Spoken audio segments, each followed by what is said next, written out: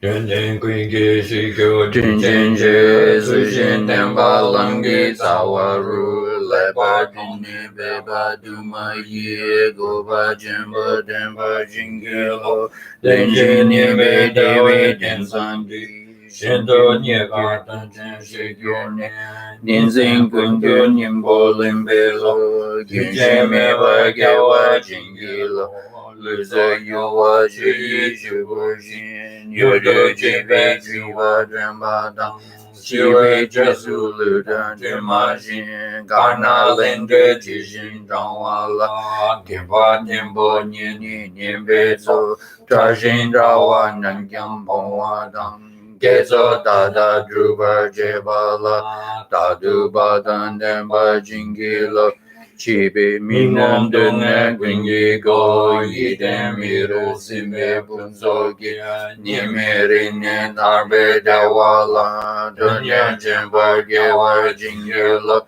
南大三八第一张八一真谈七七八月真不一天北撒我瑟瑟大巴拉九八年八七八经给了让你自自龙王之心的买个周围金江真道啊，城内周围周围个个位，战车战车九块金给了。身上给刚做正当中啦，公把面那战车米珠吧。来把真你给谁东巴啦，真把找不老把金给了。路北有了烟花喜结晶，杨大当了最新学把一，西内了东森的这位浪漫女的给了给我金给了。土木浪山的这个巴拿，带把根基这个这些这给三给我就能当把的，带来你的就把金给了。这些我就南北就北西，南的当时东把送完了，这么妹妹年把那个呢。色当do de suar jingi long de ne gyu de nying bo rim ni ge de nan ji shin den ne zamba yi tun shi ne zhou zhou le mi ye wa dang bei si shin zhu ba jingi long de nan jian nian su shin zhu bei zhu zhang xia den xin ji nan nan ge bar de zhi bei zo nie wa xi wa jingi lap du zo Kiwa kunju yanda lama dan jami jiki bela lang jujing saran langi yanden razone Toji shangi gopan yodo sho Sangye chiran tsogi chonam la chancho pardu dani gyasuji dagi chunyengi bezonangi jola benjo sangye drubar sho Sangye cheran tsoge chonan la chancho pardu dani gyasuji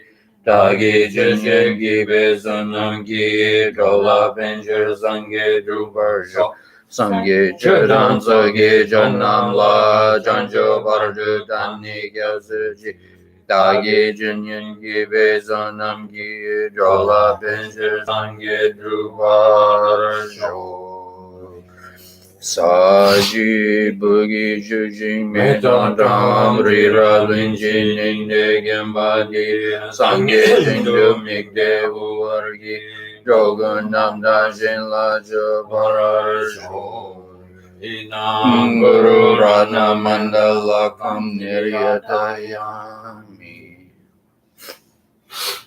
Okay, so I think we finished the first two verses last time. This is now, according to Gets Up Just Outline, the next section is called an extensive explanation of how to meditate on suffering. And so I'd like to start with kind of a little introduction, something that is kind of gives more of an overview of the the entire first 4 chapters.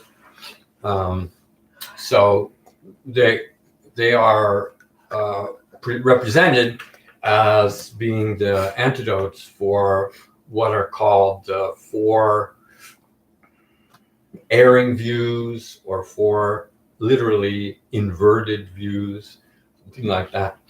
So these 4 the mistaken beliefs are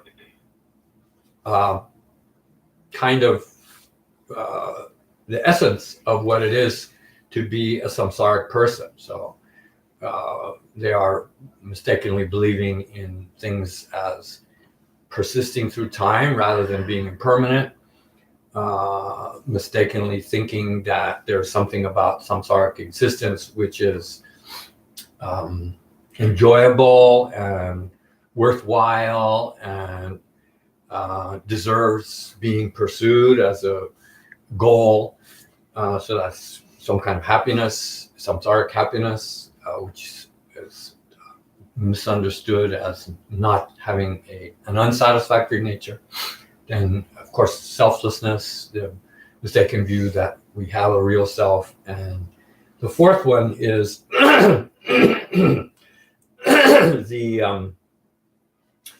the idea that samsara is, in some sense, literally clean or pure or attractive, rather than impure and unclean, unattractive.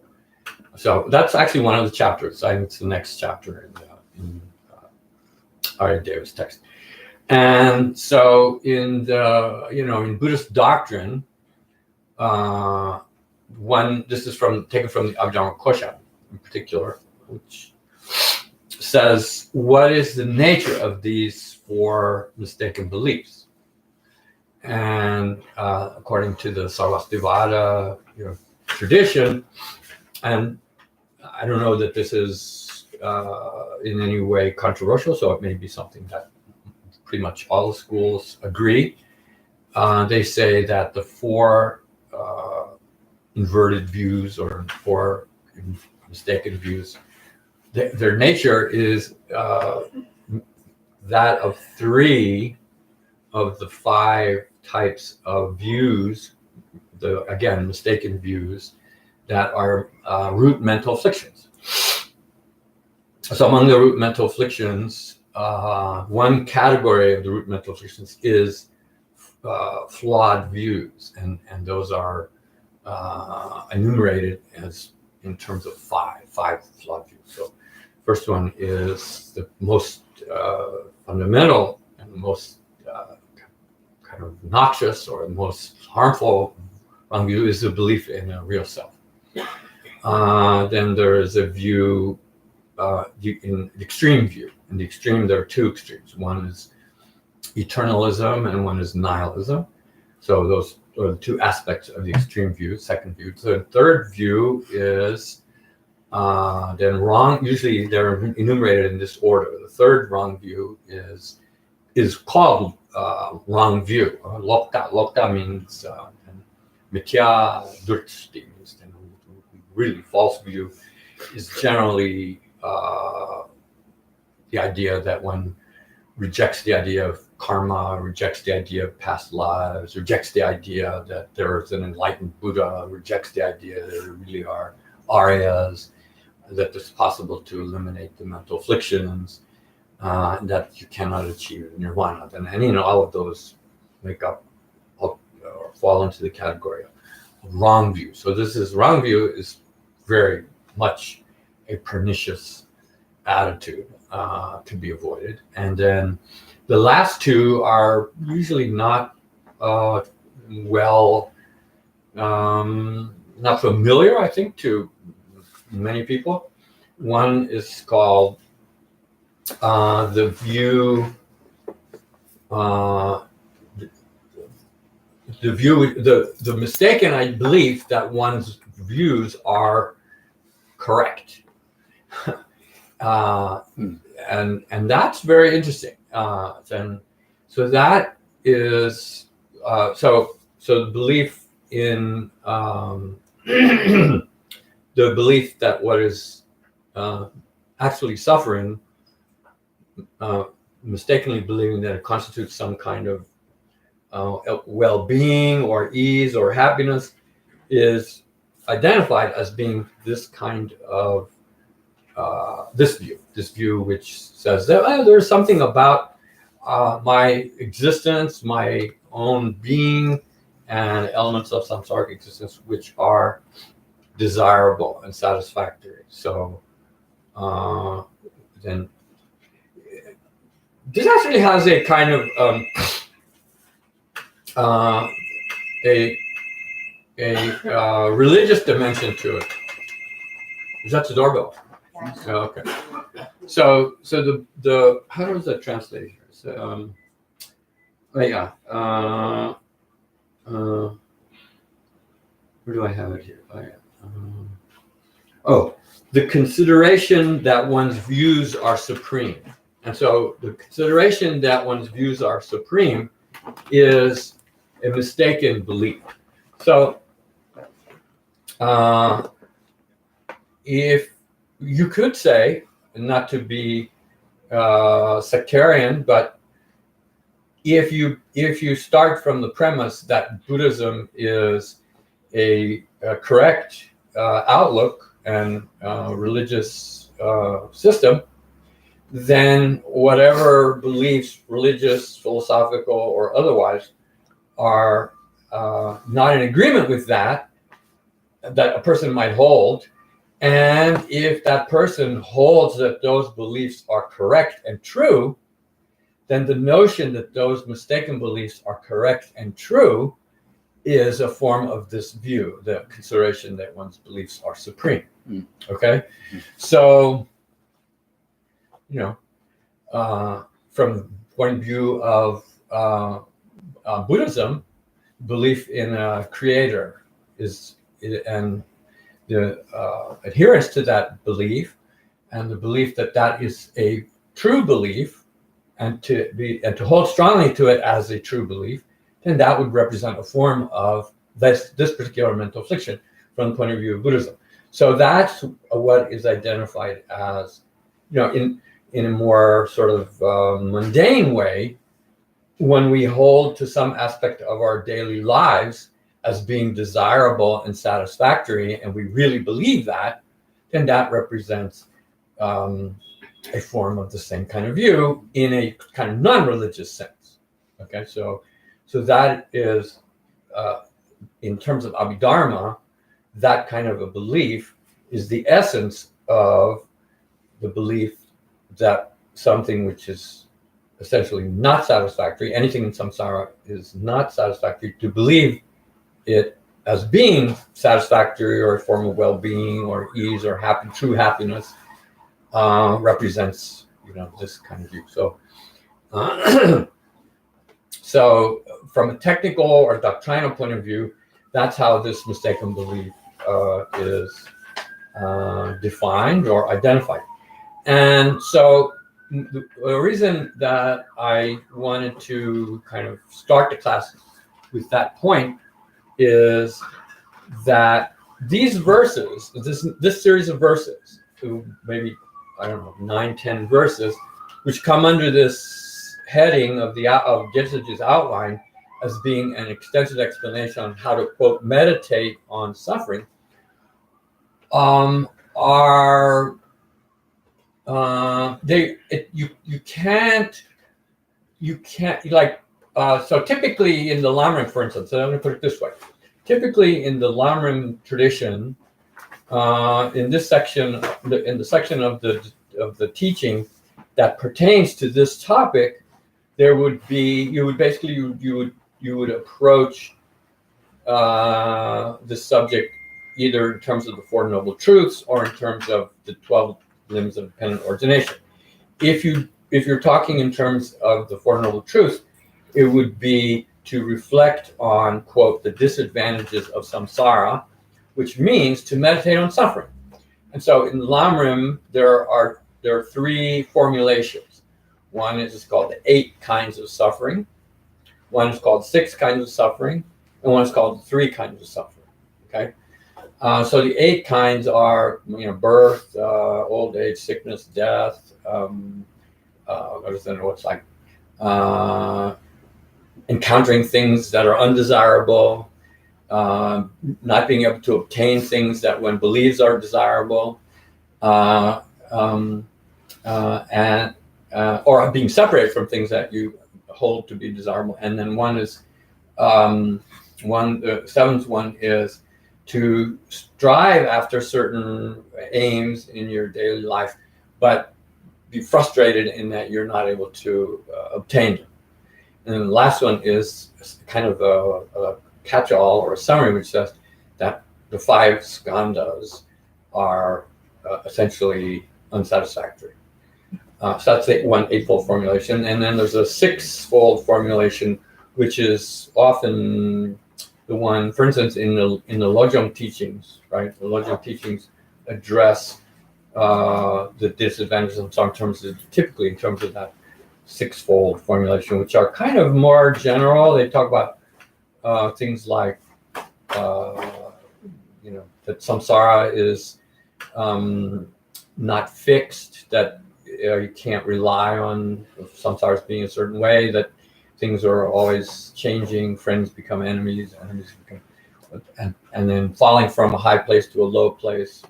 There's a traditional group of 6 kinds of topics. And then the last category of 3 is the suffering of suffering, suffering of change, suffering of conditioned existence. I personally find that last formulation as being, very effective. So because it kind of, it's much more philosophically oriented, and it kind of is something that you can, if you are able to learn it, I think it kind of gets to the root of what suffering, how to think of suffering. So the question is then, well, what about this series of verses? How do they fit into any one of those 3 schemes? And the short answer is not really any one of them in particular. So then the question becomes, well, how do they? How then should we? How then should we kind of? How should we interpret them? How should we sort of? Oh boy, thank you very much. And so this is where I think it's very interesting, because for me, the purpose of these verses is not really gained. The value of these verses is not really gained unless you can see how they represent a message to you personally in terms of your own mistaken thinking. Okay, so I think to me, that's the way to read this in particular. This particular series of verses is that their meaning, and not only their meaning, their purpose is to reverse, if not completely reverse, at least to kind of draw attention to some kind of mistaken tendency that you have in your thinking. Okay, so then what is that, or how can we kind of clarify that a little bit? What is it? What sort of mistaken thinking do we have about suffering? I mean, we say, well, to the suffering, it relates to the 3 kinds of sensations. Pain is pain. We don't mistake pain for anything other than something undesirable and being painful. Then the pleasure one is, that's more complicated. That's more difficult. But we can understand that there's something about not becoming attached to pleasures and so on. And that is kind of implicit in these verses that we're talking about here, but it's not really directed to that. So it's a more general,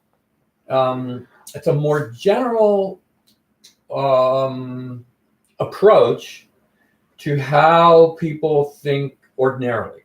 Okay, and so what I mean by that is that there's a term that comes in some of these verses. I I'm sure we'll see a couple of instances of it that are where the term itself is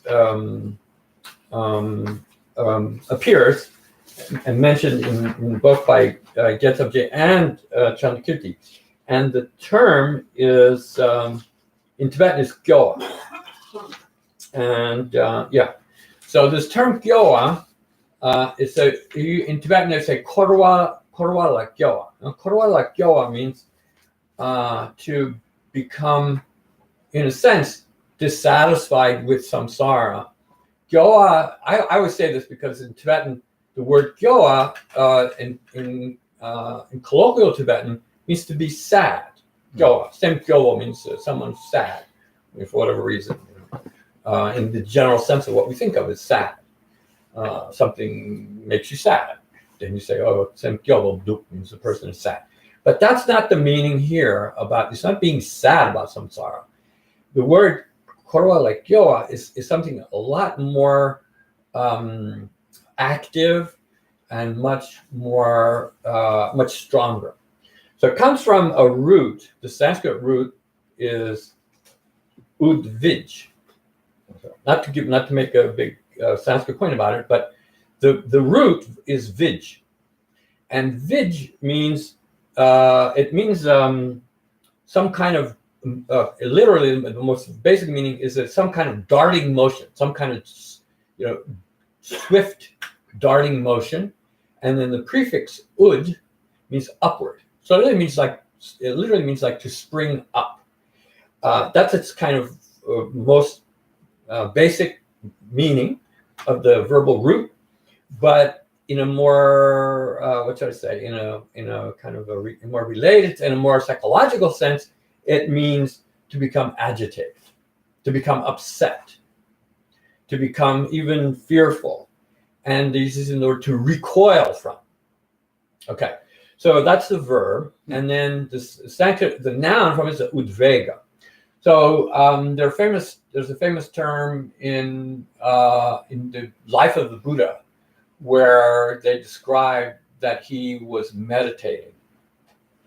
And during that meditation, he developed this sense of, it's the word, it's almost like disquiet, right?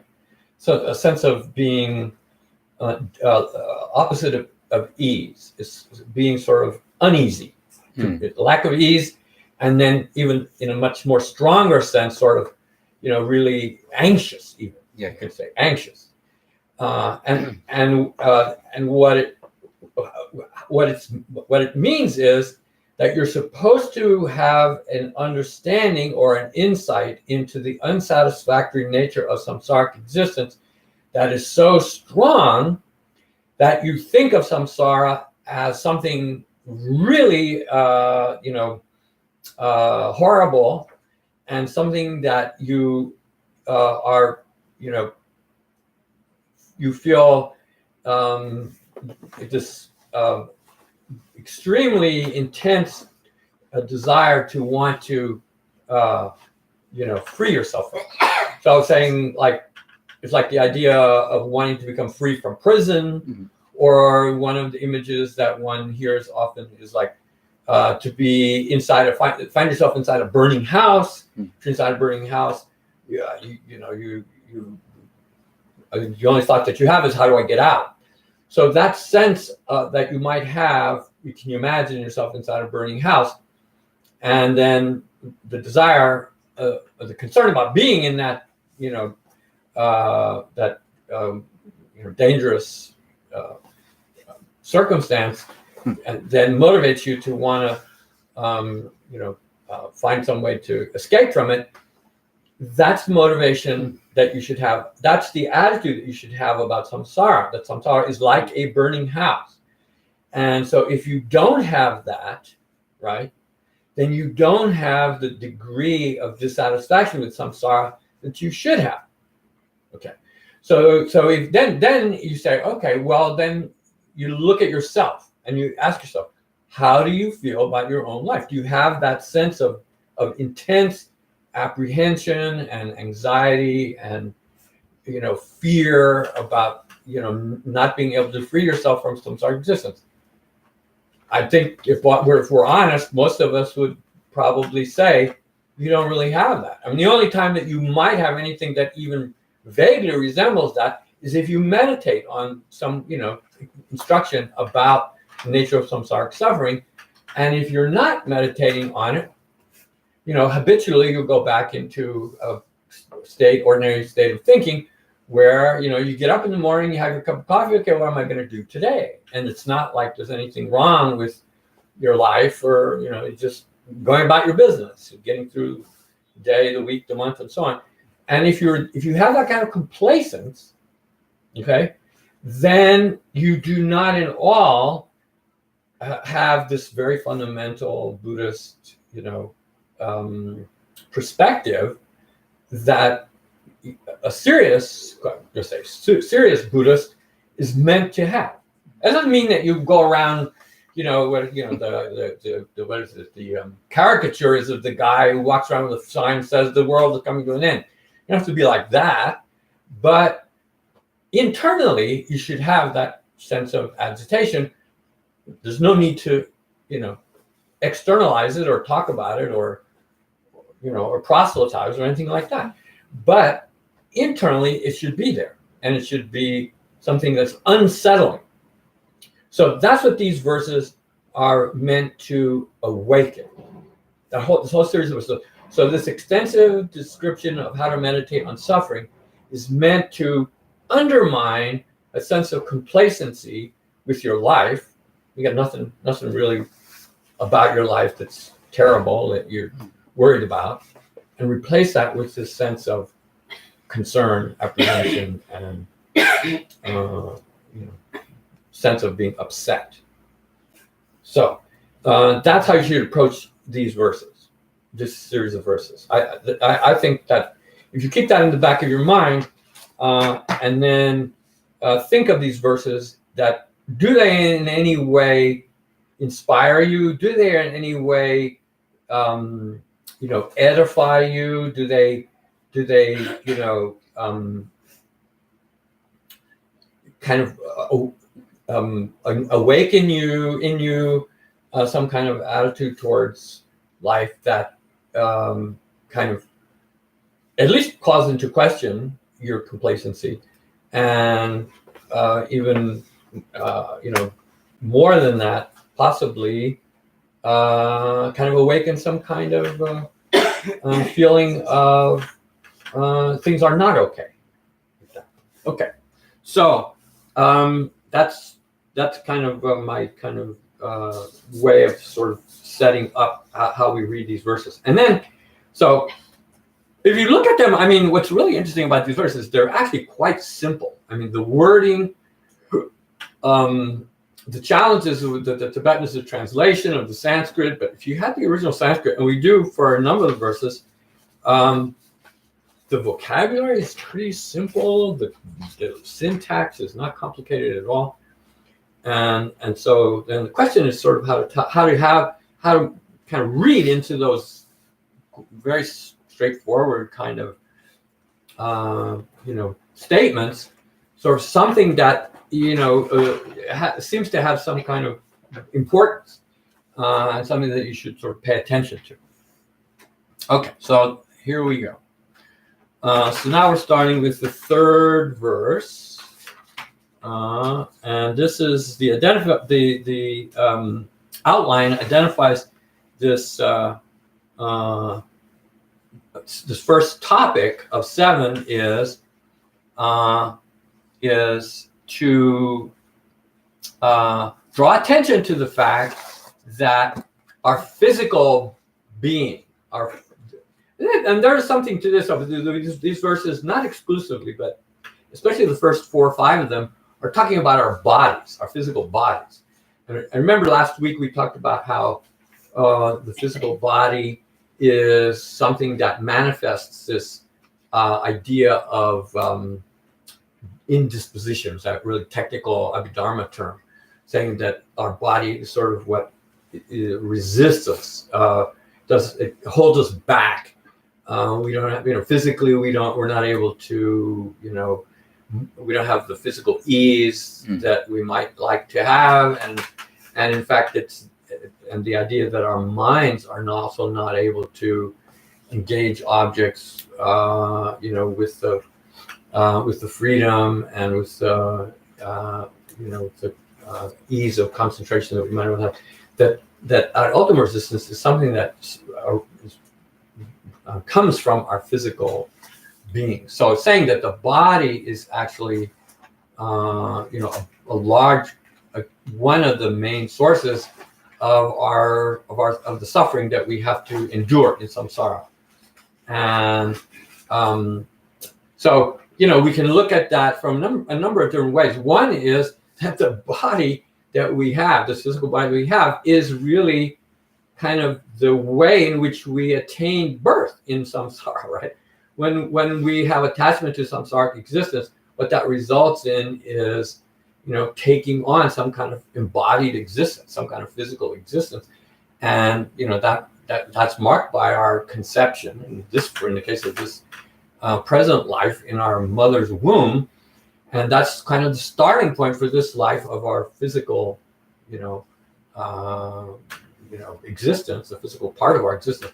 And once we become attached to some physical basis, that kind of marks the starting point for, everything that we have to face during this lifetime. And that sort of leads to the formulation which the Buddha gave of birth, old age, sickness, and death. All of that really is associated with the body, right? Birth comes when you achieve a body. Old age is associated with the body. Sickness associated with the body. Death is when the body ceases to function.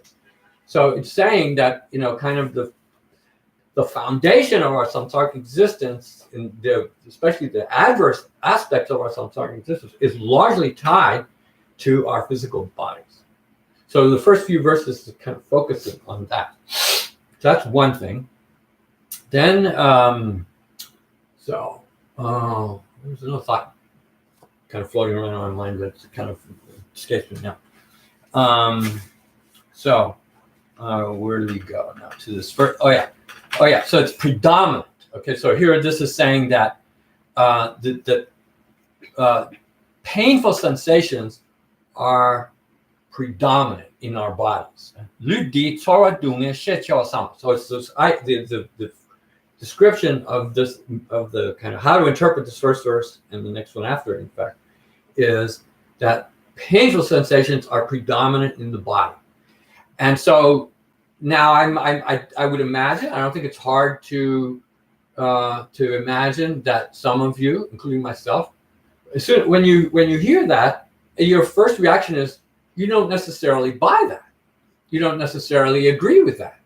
You think, well, wait a minute. I mean, there are some things about my life that I find quite enjoyable.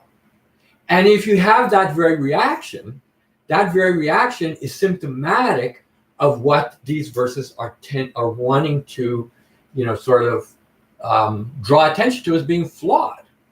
Okay? So, I won't try to press the point anymore. Let's read what the verse says, and then see if in fact these verses, have a message that comes through that addresses that. So here, this first topic, it says there are two verses that address this point, and the first one does it in a direct way, and then the second one is then that. We'll get to it when we get to it. So let's just say that this makes a direct point that the painful sensations are predominant in our body. Okay, so how does the verse, express that point? So it says, "강제 대화 등에 따라 제절 밀라 민중나 대다 등의 전부대 총원념도 셈제담." Okay, so this is very nice. If you think about it, it's the simplicity of these verses is somewhat deceiving.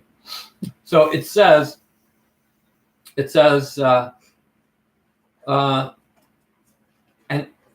it starts off by saying,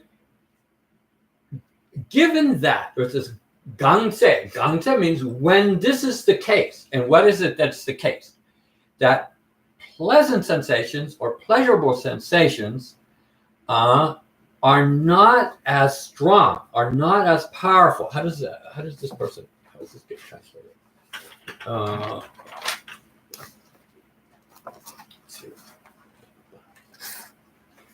Verse 3, we have here, it says, he just says simply, when humans don't have as much pleasure as pain. I don't think that's just a comparison of which is more.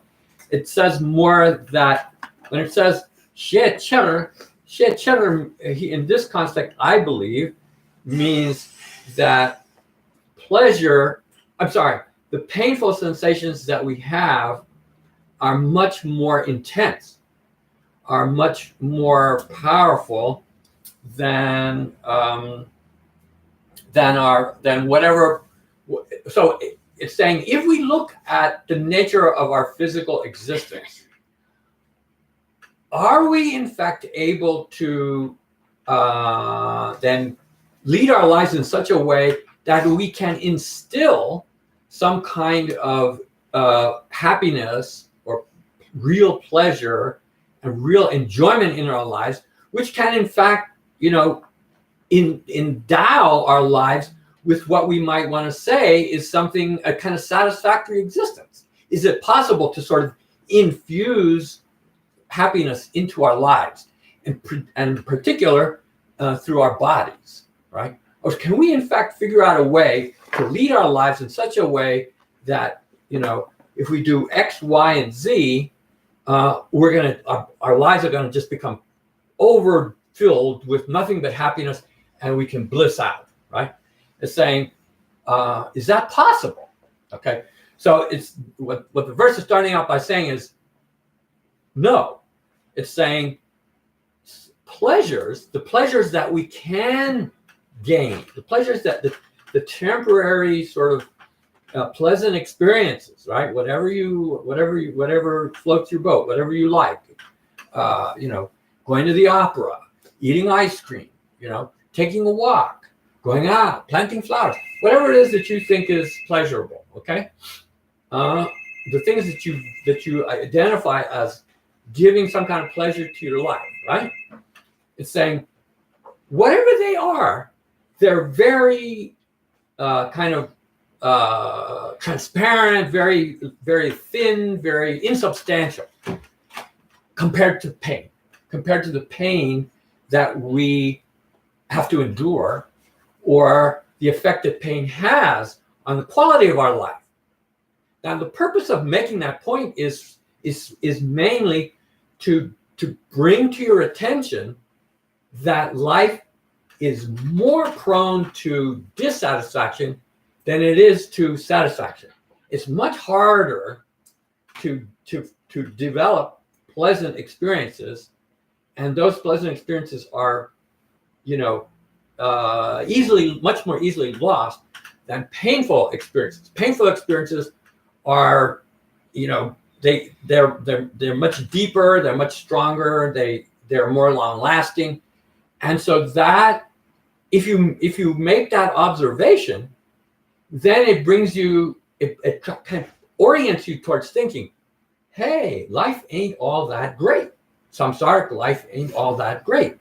So it says, now the first half of the verse is saying, when that's the case, okay, so it's saying, assuming that to be true, okay, that's the assertion, that's the claim, then it says, then if you don't sort of recognize that, if you don't have a perspective, you don't have a belief that accords with that, then it's saying, what are you doing mentally? The second half of the verse says. So the second half of the verse is telling you what is the mistaken samsaric judgment.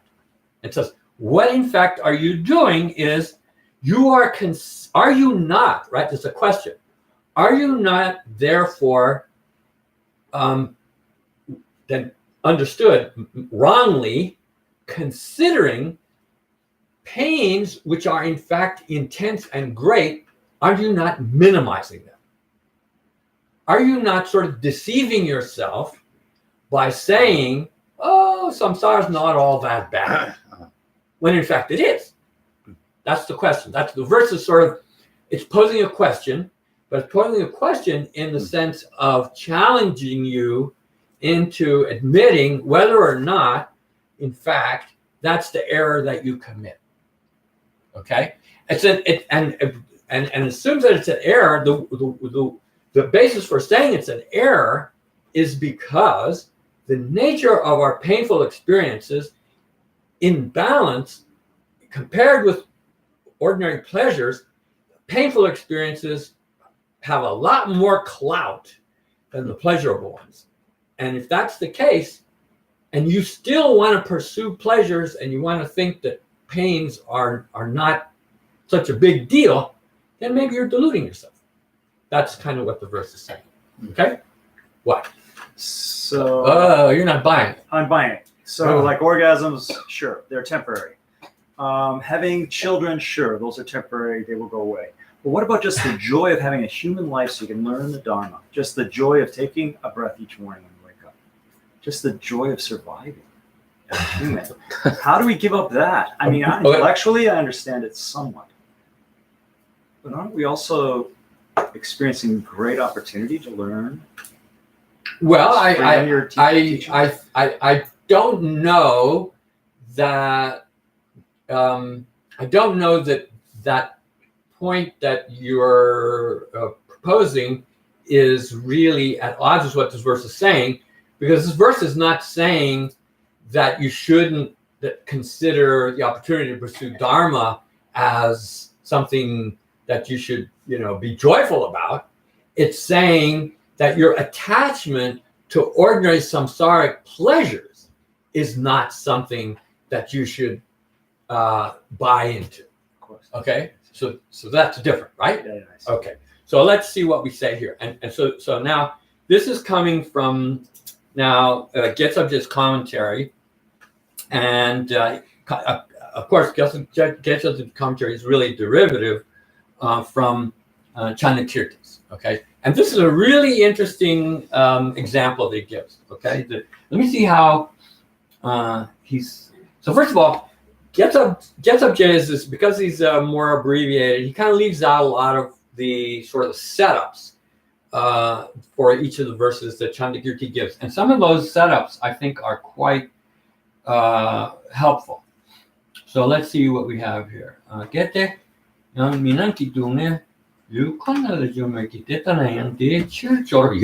so this is Chandakirti's sort of what do we call it, segue for the verse, this particular verse, in which Chandakirti, of course, is responding to the previous two verses where it said, I forget, what was the second verse saying? The second verse was saying, don't be attached to your body. It's kind of, it put it short. So then because the body is a source of suffering. Okay. So now this is Chandakirti's introduction to this verse. And I hope I'm not beating this to death, but I think this is kind of sets up the verses in a way that gives some, what should I say, some Dharma attitude. So he says, what he does is he kind of introduces the verse with an opponent's, a straw man, in the sense that it's proposing somebody who might think us a way that's at odds with what this verse is saying. Okay, so here's the way he describes it, and this is very. There's a lot of. Well, let me stop talking about it and rather just read it, and then I'll talk something about it. So he says, if you say that yes, it's true that that humans says that so it says that whatever the predominant form of suffering that humans experience is derived from their bodies, right? Pain and sickness and injury. Then those are really the most intense kinds of suffering that we are faced with, and those are generally derived from our bodies or through our bodies. Our bodies are responsible for it. He says, however, nevertheless, he says, that doesn't mean everything about our physical being is all bad, he says. How is that? He says, in fact, he says, and he uses this word, you can remedy that discomfort. And that's a really important word because the word here that's being used as remedy is, in fact, something we're going to get to later. We haven't talked about it here, but there is the suffering of change. Suffering of change in Buddhist doctrine is directed towards pleasurable experiences. And it's meant to undermine our attachment to pleasurable experiences, right? And there has to be some kind of instruction. There has to be some kind of ideas that you can use rationally to try to overcome your habitual sense of being attached to things that we generally identify as pleasurable. And the attraction to pleasures is very, very deeply seated in our being. It's very hard to overcome. So that's kind of the general approach that it applies to the suffering of change. The Madhyamikans have a very radical interpretation about the suffering of change. That interpretation is there's no such thing as pleasure. That the thing that we identify as pleasure is in fact nothing but an abatement of pain. Okay, so that's not really the subject at hand here, but the word is chirjoa, and it means to counteract it, right? So, for instance, Can you spell that? Sure. CHIR. This is sort of Phonetic. phonetic, yeah. CHIR, and then CHO with an umlaut over it. Because the noun is chirchir.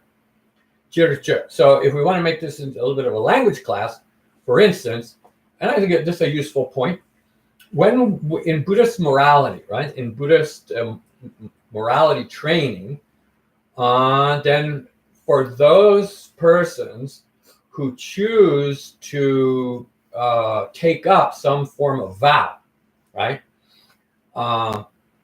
whether it is the Hinayana vow or whether the Mahayana vow or whether it's Tantrayana vow, for instance.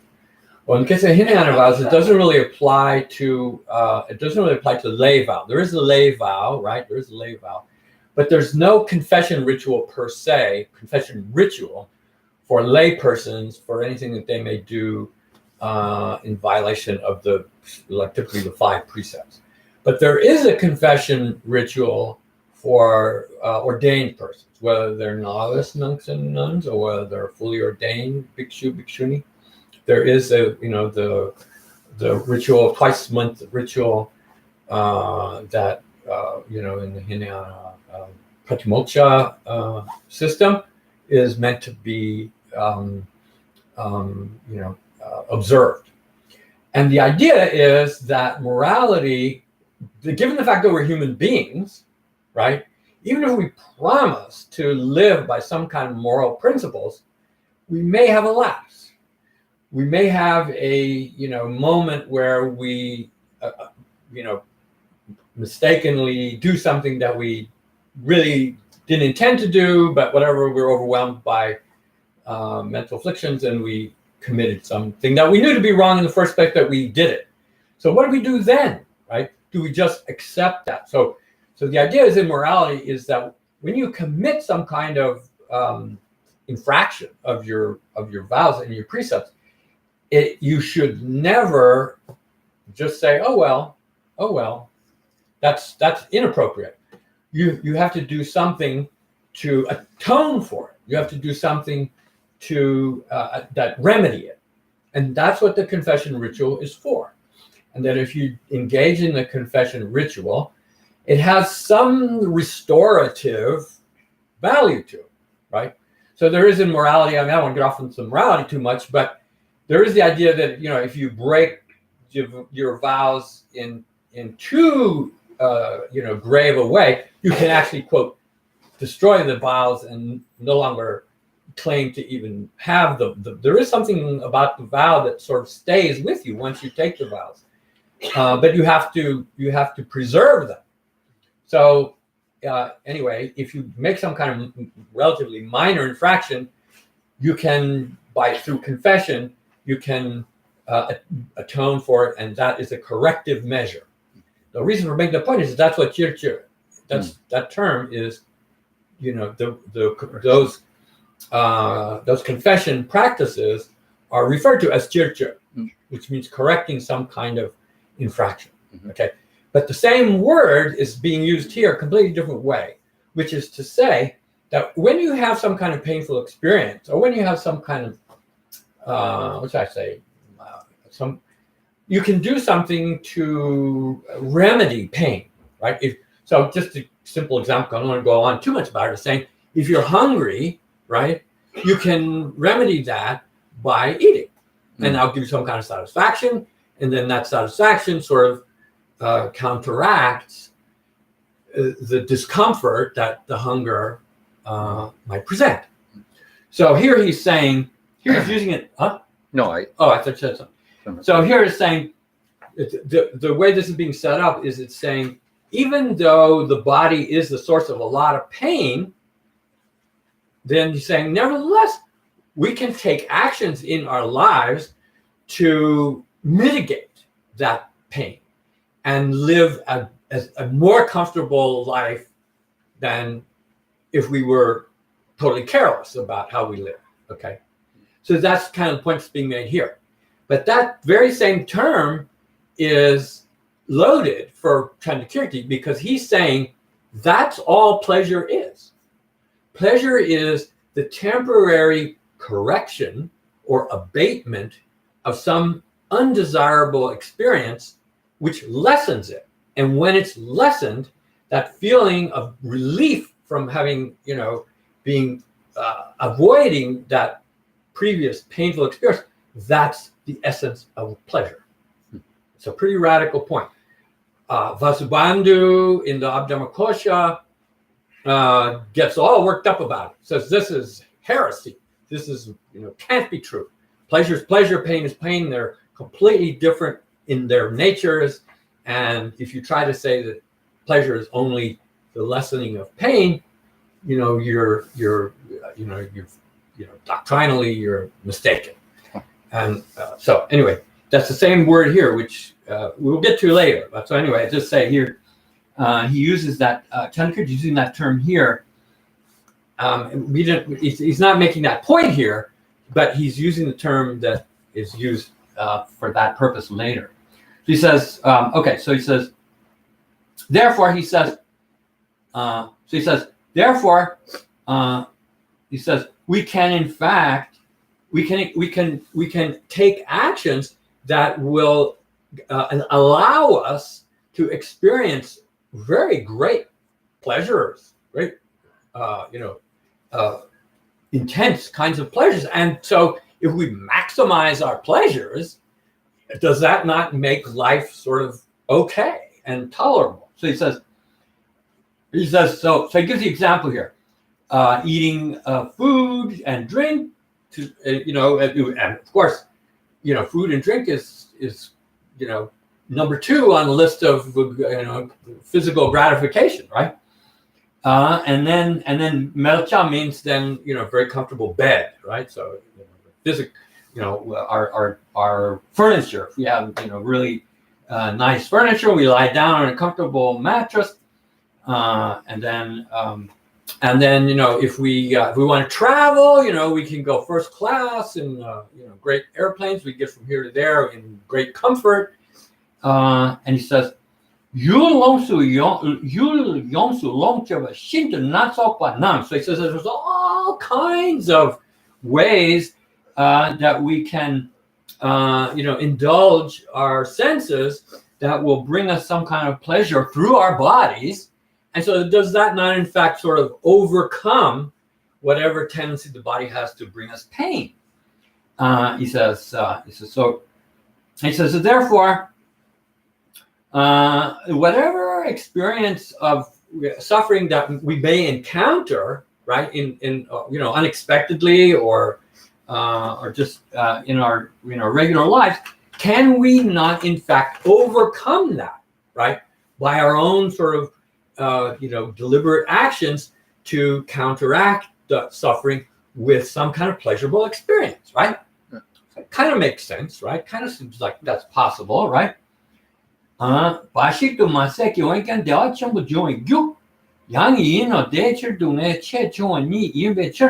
says, therefore, he says, in fact, suffering is something, the idea is here, this is kind of the opposite of what the verse is saying. It's saying, therefore, suffering, we can minimize our suffering. We can make our suffering, almost kind of non-existent if we have the resources and the opportunity. And therefore, we can make life nice, right? It says, therefore, so we can, by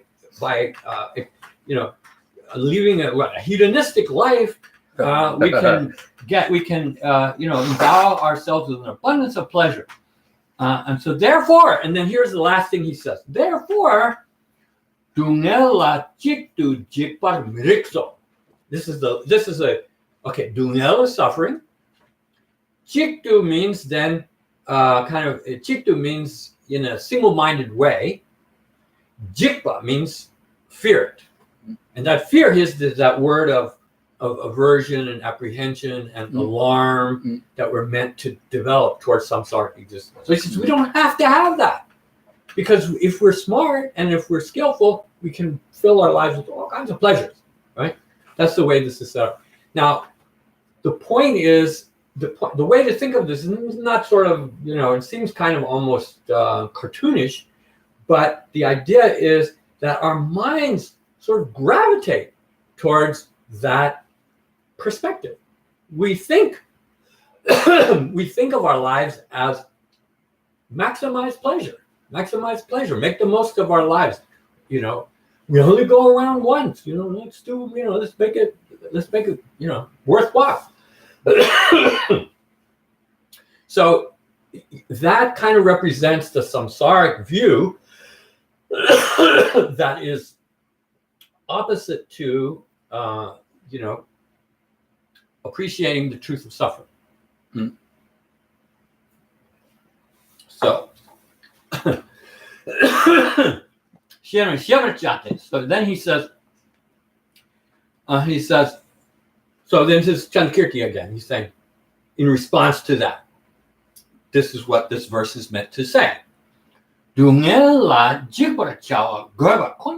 says the purpose of this verse is to say that we should, in fact, fear suffering. We should view suffering with great alarm. We should think of our lives as vulnerable to suffering, and we should be concerned about it, in simple terms. And then, so as the verse says, are you minimizing your suffering? Are you, in fact, are you doing the opposite of that by sort of trying to sort of say, suffering that's not really that bad. We can make things pretty nice if we work at it, kind of. Okay, so here is an example which is meant to convey the relative effect that suffering has on our being as compared to pleasure. Okay, and so that's what the first half of the verse says. The relative sort of weight of suffering is much greater on our existence, on our being, than pleasure is. Pleasure is much lighter, much more evanescent, much more fleeting, like that. So here's the example. He says, Heijin is Devadatta. Devadatta is the John Smith. It's just what do you call that? A hypothetical person, right? So he says, Devadatta puts out a Dingwa Jangwa. Dingwa means the thing to sit on, right? Monks sit on a seat. Dingwa is a monk's kind of cloth, But it could be a mattress. It could be anything. They want jambo means very soft, very comfortable. Dukde means sit on a very comfortable seat. Yul yiduan jebe dewa nyong shimba. Nyong shimba means so. Then the person is sitting there. Imagine yourself really. Yul yiduan la jebe dewa nyong shimba. Imagine yourself sitting in a very comfortable. Because this is like what do you do on your day off? What do you do to enjoy yourself? What do you do when you have time to just, kind of on the weekend, right? What is when you have a free time? Well, what do you do? What's your favorite thing to do? And go to the beach. Okay, so you're sitting on the beach, and you're enjoying the sun, right? So this is saying yul yiduan means some object, could be anything. Could be music, it could be food, it could be whatever you're doing. It could be in a theater, anything. You do all la chaba means chabe dewa means you're experiencing some kind of pleasurable object. Nyong shimba means it's a continuous, present continuous. You are in the midst of experiencing something very pleasurable. You are kicking back, you're enjoying, and it's nice, right? Shimba. Jangbu Juring. Okay, so that sound, you can imagine that, right? It's a stereotype of doing something. Be on vacation, go somewhere and really enjoying yourself, And then it says while you're in the very act of enjoying yourself, then it says Jangbu Churing. Jangbu Churing is literally Jangbu means a insect. Churing means the long proboscis. So this means typically it's taken to be a mosquito. So and this is intentional.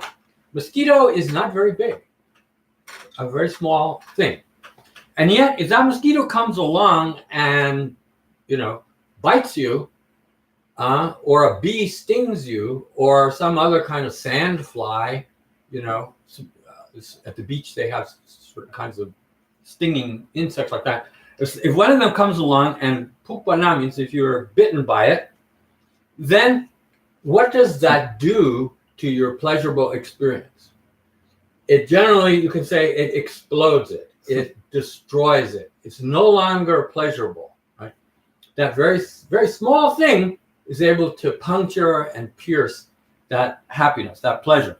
So dewa nyamne means it damages that pleasure, and then you're really agitated, you're really annoyed by the discomfort that mosquito caused you. And then that becomes the dominant quality of the experience, is that discomfort, which was created by some very kind of insignificant, tiny little insect, right? Like that, and here in Chandakirti, he adds the word. He says, Jambul Churing Chukab Zetar Noa Pupar Gurba Dete Dewa Deda Tamje La Zi Meber means you forget about the pleasure that you're experiencing, and Loburdu means immediately. Dama means you become very upset. This ruined my, my plans to have this enjoyable experience. And Dungelgi Kyor Guro, and here's this. So here's the Kyor, right? He even uses it. Dungelgi Kyor Guro means you become upset by that suffering, right? Now that's a very telling phrase, Dungelgi Kyor Guro, because the kind of sense of agitation that you experience by having your pleasure, destroyed. That is in fact a symbol for how you should feel from the very beginning about samsaric existence as a whole. There is no pleasure in it. It's all nothing but unsatisfactoriness, the samsaric aspect of our existence, and we should be agitated about it. We should be unhappy about it. We should be wanting to do something about it, to alleviate it. Okay? So all of that is kind of plays into what the comment is here. But so it says, what this indicates is that between the kinds of experiences that are painful in our lives and the kinds of experiences that are pleasurable in our lives, the painful ones are much more powerful than the pleasurable ones. And there's this idea of if two forces come together, whichever one is stronger is going to overcome the other one and become dominant, right? Mm-hmm. So it's saying that pain is like that. Pain is much more dominant in our life, in our experience, than pleasure is. We may not want to acknowledge that, but if we think about it, we should recognize it. So it says, so then it says, this is in the verse. Means if the pleasure that humans experience does not have the same strength as our pains do, then why do we think, or why is it that we nevertheless seek pleasure? Why is it we nevertheless find the pursuit of pleasure to be something, ordinary pleasures, right? Samsaric pleasures. Why are we still attracted to them? Why do we still have that attachment? The only reason that we can, so what the verse is saying is the only reason that we do is because we basically minimize the weight and the intensity of samsaric suffering.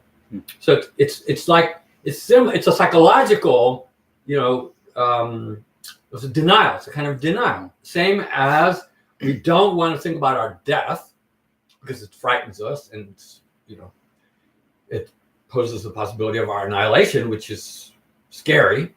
Same thing with pain. We don't want to acknowledge how much pain samsaric existence really represents. So say, there's a verse, right? It's saying the verse is Aryas. So who are Aryas? Aryas are the ones who see truth, see things as they really are. For them, even the suffering of conditioned existence is more intense. Their reaction to the suffering of conditioned existence. The suffering of conditioned existence is relative to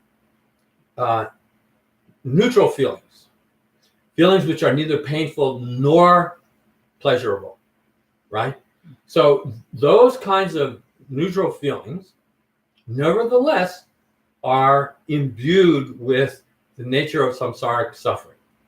And they are actually what the Buddha really was pointing to when he taught the first of the Four Noble Truths, the Noble Truth of Suffering. He really meant the suffering of conditioned existence. And that, we're going to get to that later. Essentially, it is that our condition is one of being helpless, and that we are, because we are not in control of our own minds, and because we do not see things correctly, we are not able to control our feelings and our emotions, and we are inadvertently doing things to perpetuate our samsaric existence to the extent that we believe in a real self, and we react improperly to things that we have.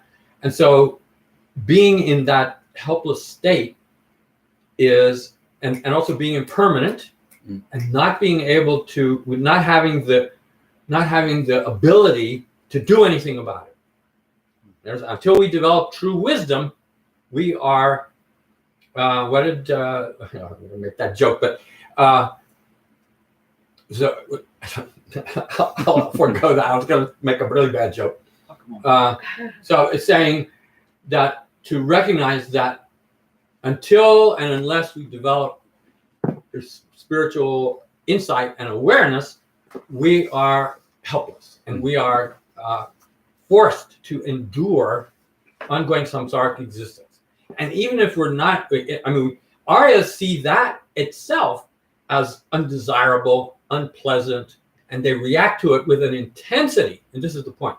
They react to that condition with a feeling of aversion that is stronger than an ordinary person would have about the prospect of being born in the hells. That's what it says. Huh?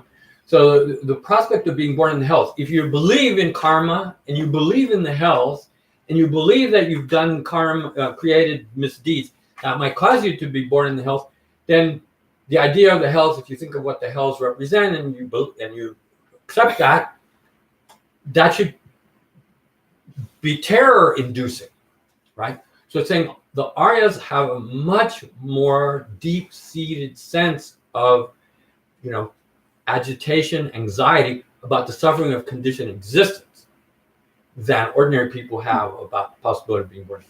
So then that's the attitude that we're meant to develop.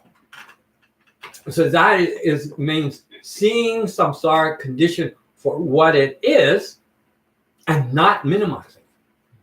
And this verse is saying, if you have a tendency to want to think it's all right and to think it's worthwhile, it's a good use of your time to pursue ordinary samsaric pleasures, then you're not thinking like that. You're thinking that pleasures, if you weigh pleasures and pain, pleasures are bigger than pain. So that's kind of the misguided attitude, right? That is a form of the perverted view, which regards what is suffering as pleasurable, right? Okay, so you see that this is a simple verse, but it's really coming from a place of trying to counteract the tendency to think of ordinary pleasures as desirable and worth pursuing. Okay.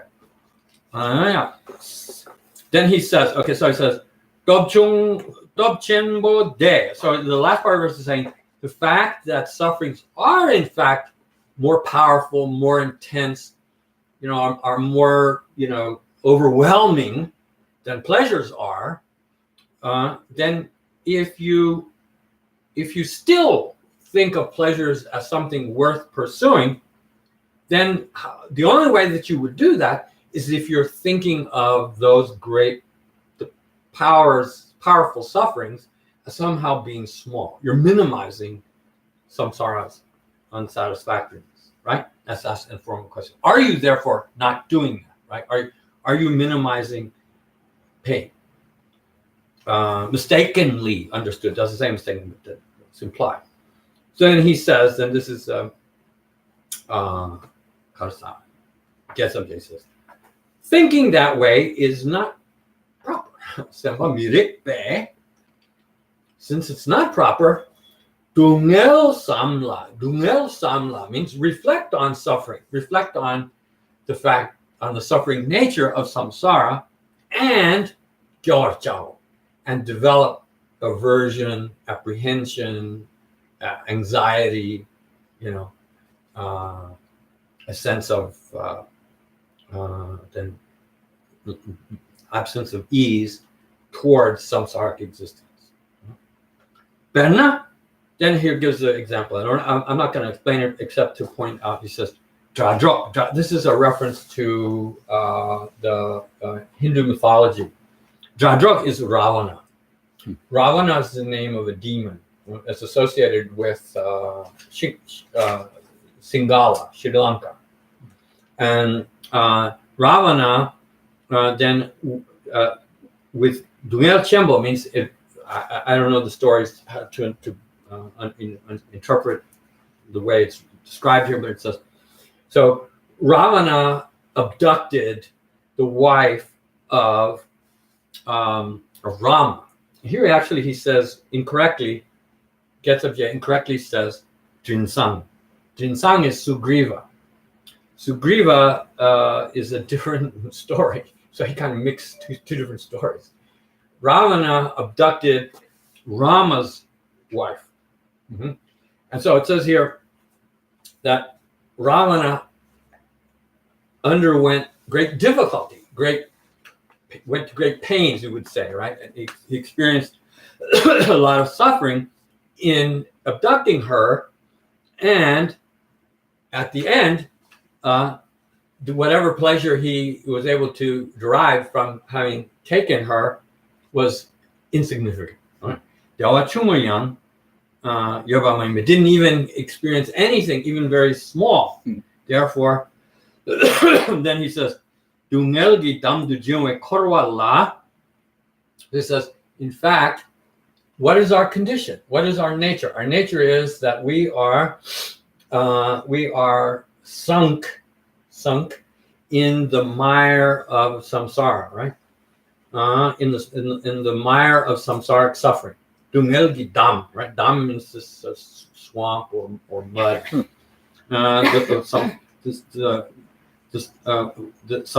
the suffering of samsara swamp, and then even though we are, suffering is all around us, we think of it as somehow being pleasurable. So that's kind of the final, comment about the verse. Don't do that. Don't be like that. Okay. I think we've managed to address that verse as much as we need to for today. Anyway, what we've talked about is not. It's not enough just to properly understand the verses, the ideas. Then you would reflect on it. You would meditate on it, and then that would serve as a remedy for the tendency to minimize suffering. Okay, so that's, I think, how to then receive what the verses teach. Okay, next one is on the same topic, right? The same topic, main topic is this body, this physical frame that we have, suffering is abundant, right? So the second verse is saying that it says, Dewa Dujing Dungami Dur. Dewa Dujing Dungami Dur. It says the nature of all living beings is, I find this statement to be kind of fundamental. Dewa dur dungami dur, right? Dewa dur means we seek happiness, we seek suffering. We seek happiness. Dungami dur means we try to avoid suffering. That is like the most deepest ingrained impulse in our being. And there are two things I can say about it. One is that we have a misguided sense of what happiness is, and so the happiness that we seek is not going to really bring us happiness, so that's one problem with that impulse. And the way of showing that impulse, how deeply ingrained it is that it's even more powerful than the will to live. That if we think our life is, painful enough, we will actually end our life because we want to avoid that suffering. And therefore that drive is even stronger than the will to live. Hence suicide, right? Yeah. Okay. So then Dewa Dujin Dungami Dur means even though we desire happiness and seek to avoid suffering, then here it says Dungel Jesudang Sul Sama. Then Jesudang literally means follows us. So we can't escape suffering. So it uses the image, not in the verse but in the commentary, that it's like our shadow. We can't escape our shadow. We can't escape our suffering. Interestingly, in the verse actually uses a phrase which means to chase. It's saying that our shadows, that just like our shadows, wherever we go, our shadows come. This is our shadows chase us because they're behind us, right? So in the same way, wherever we go, suffering chases us. We can't escape our suffering. Suffering is always, running after us. Okay. So Jigden Dewa, Jigden means the world.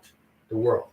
So that world, it's a collective noun for humanity, right? Or not only humanity, but all living beings, in fact. Dela Nwanchok. Nwan to Chokwa means they're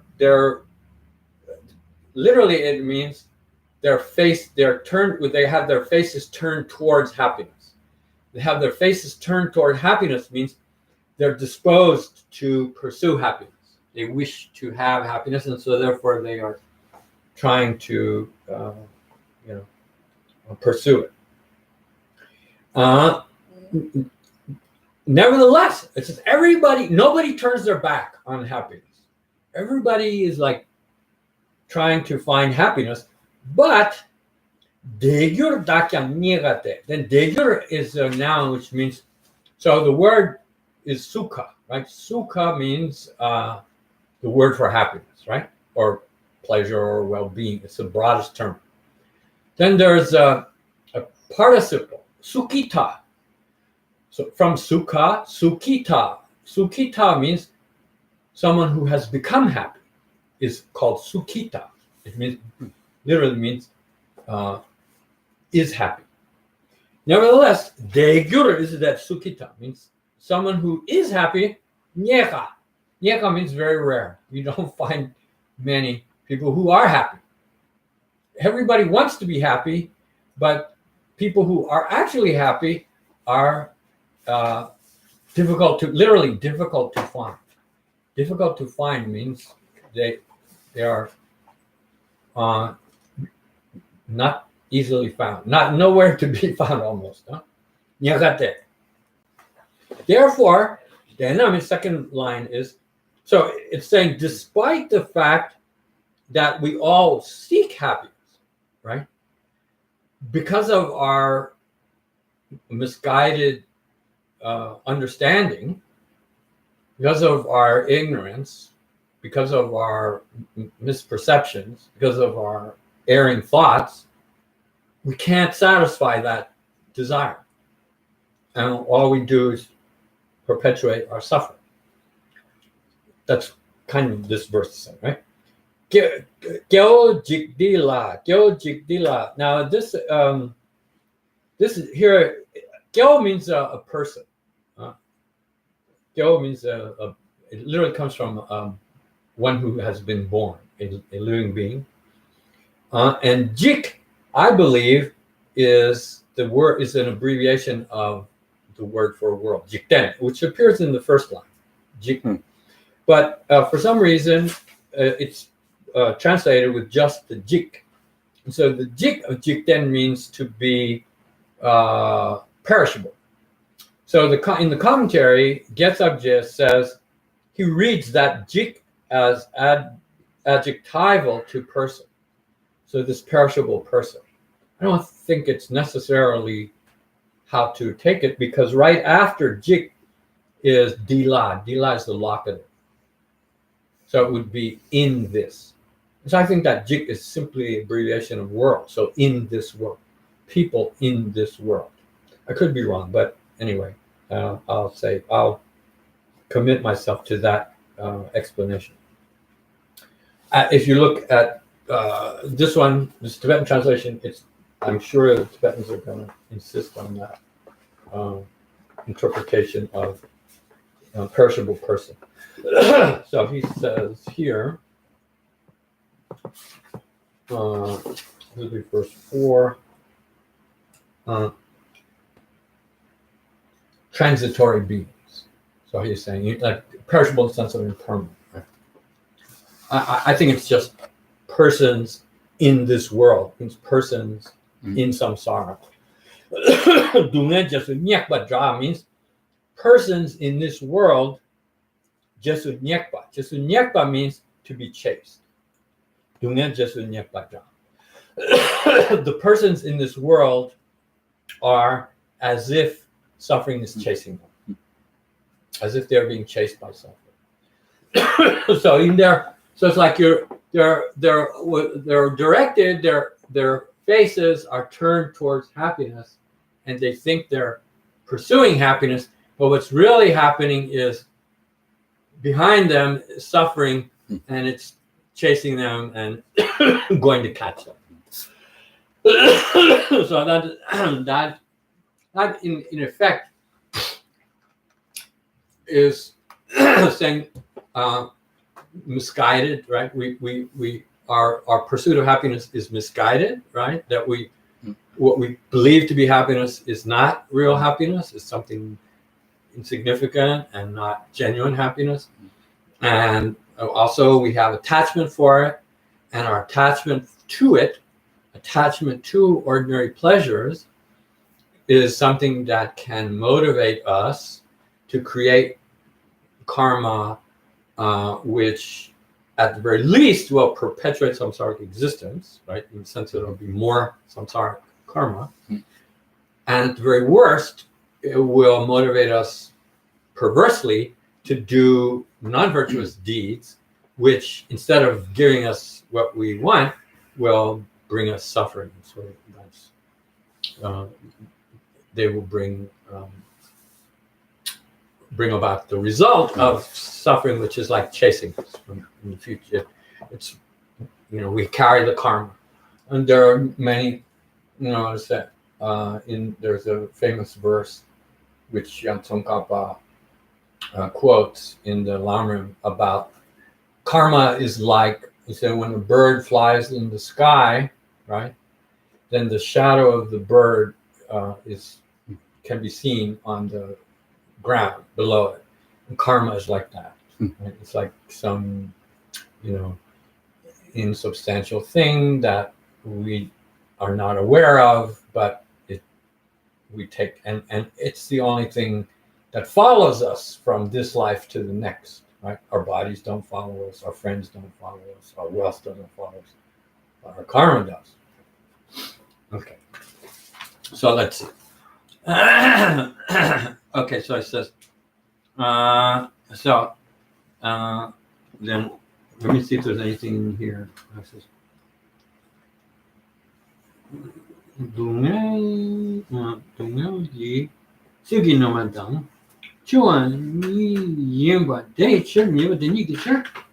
here, in fact, this is now, this first part, it says Dewa Dungel Gi Namba, means then, so this is alluding to the previous verse. Whatever pleasures we experience, they are overwhelmed by suffering. So suffering outweighs whatever temporary and short-lived pleasures we might seek. And on one hand, that, on the other hand, the pleasures that we are pursuing, they're also very minute. And chungwa can also mean they are very insignificant. So it's like the samsaric pleasures that samsaric beings pursue are trivial. They are meaningless. They are not of any real value. I mean, it's not to say that we don't have to have some degree of,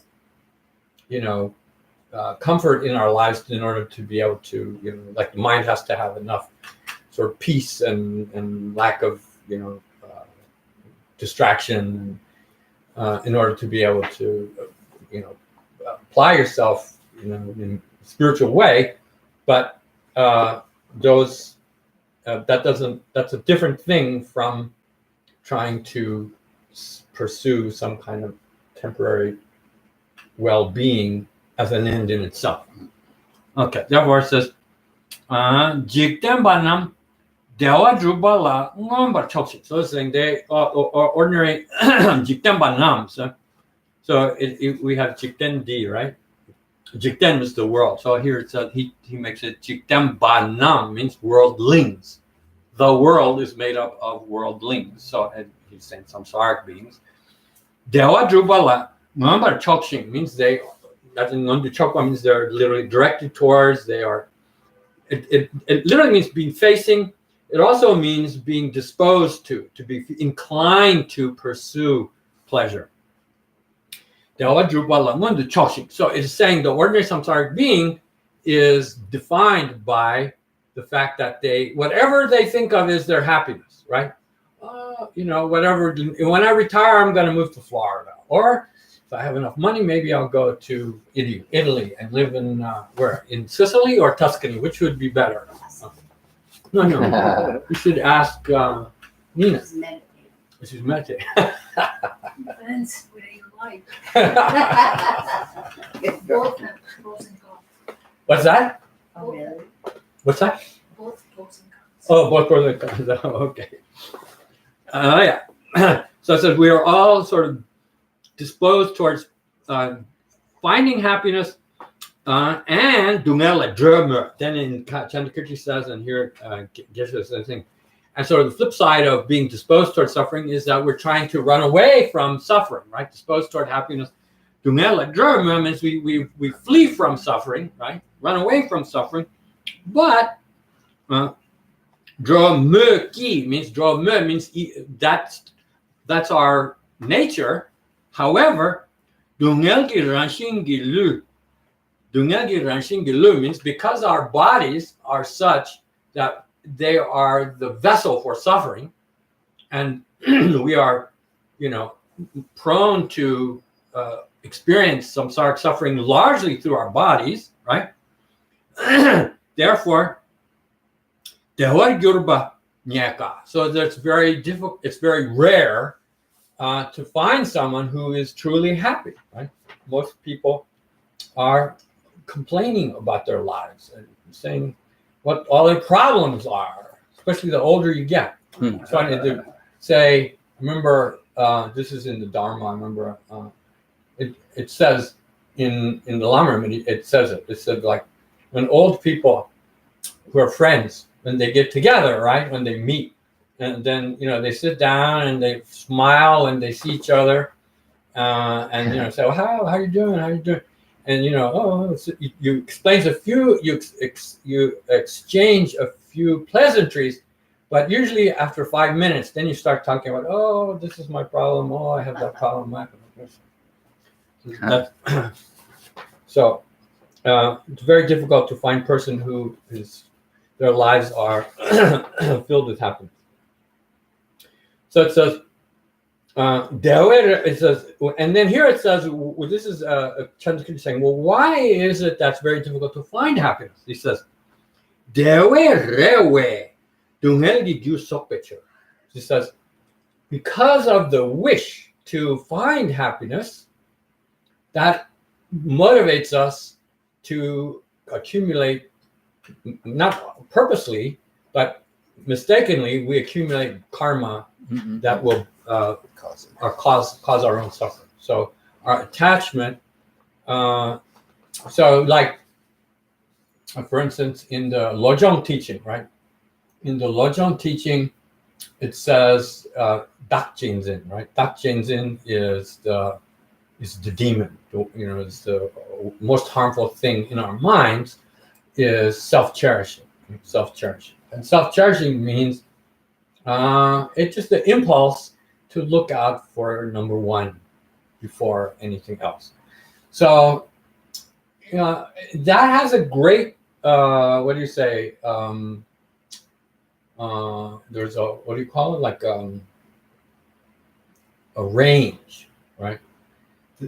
That kind of selfish impulse can be in the Hinayana person. A Hinayana person is not a bad person. The Hinayana person is seeking nirvana, right? So therefore they say Rang Jinzin, Bangja Main, Changseng Gilam Latove, Bangja Yin. So it says being motivated to seek your own well-being is not something in general terms to be abandoned. right? Because we seeking your well-being is, a kind of natural thing. But in relation to Mahayana path, seeking your own well-being at the expense of others is something to be bad. So, Pangja Maim, Chanju Sembe Lama Tobe, Pangja. Okay. So it means you can be a Hinayana person who is trying to eradicate ego, but only to achieve their own nirvana. On the other hand, at the other end, it's a spectrum. Okay, that self-cherishing mind covers a very wide spectrum. At the bottom end of the spectrum is the person who is ignorant, who is then selfish in the sense that they will commit any act to satisfy whatever desires they have, and so that can also cause persons to commit all kinds of non-virtuous deeds. Ultimately, from the point of view of Lojong, and I'm not talking about Lojong here, but from the point of view of Lojong, therefore, self-cherishing mind at the lower end of the scale is the source of generating non-virtue, all non-virtue. Even though at the high end of the scale, it can be the main motivation of non-Mahayana Buddhist person. Anyway, so it's saying unenlightened person can think they are pursuing their own happiness, and in trying to do that, they will accumulate even non-virtuous deeds.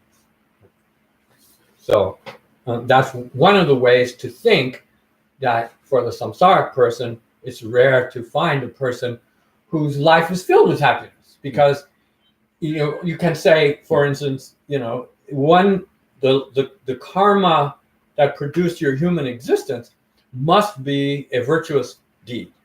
You will not be born as a human being without the primary cause being virtue. On the other hand, your human life produced by virtue can be filled with all kinds of misfortune.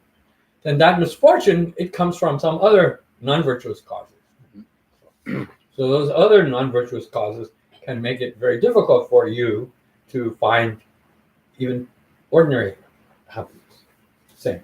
Something like that. Then here it says sosokyo kechi gijikshin, right? So here he says the person. Now he takes the word even gyo. Gyo means jhana. Jhana means a term for it. Comes from the root to be born. Jhana means that a person who has been born, means a person. And here he makes it sosokyo. Sosokyo is a pratak jhana. Pratak jhana is a technical term for a non-Arya, so an ordinary person, right? So he glosses it like that, right?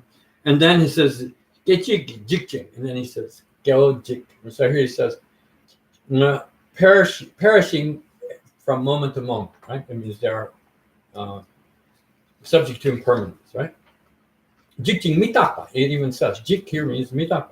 I'm saying that's a little bit of a not necessary to interpret it that way. It can just say persons in this world. You can take it much more simply. Dila means here. It means here, right? Here means in this world. Dungela dress the singkyang, even though they are fleeing from suffering. Dungel ni kibola jermanjasu nyapatanga. So it says, even though people try to escape from suffering, but suffering is like a shadow for persons, right? Dungela jirma jesu nyepa. It's like they're chasing them. They're being chased by their shadow of suffering. Dandrawar, dungel jesu drawar. Jesu drawar means then follow. Chase them and follow. Bawar kao means it's difficult to avoid it. Difficult to avoid suffering. So this is a broader verse, right? This is a verse. Even you can say not directly teaching about the suffering of conditioned existence, but kind of in a loose way it is. I mean, in a loose way, it's saying we all seek happiness, but it's very hard to find. And then what we unfortunately we are faced with is that suffering is always right behind us. So it's saying, even though we all desire happiness, as long as we are in samsara, we can't escape from our suffering. Then here it gives one of these similes, and it says in the one, you should remember in these similes are from an earlier commentary to Ayadeva's verses. I think it's a Buddha Dasa or something like Sangye Bang, I believe is.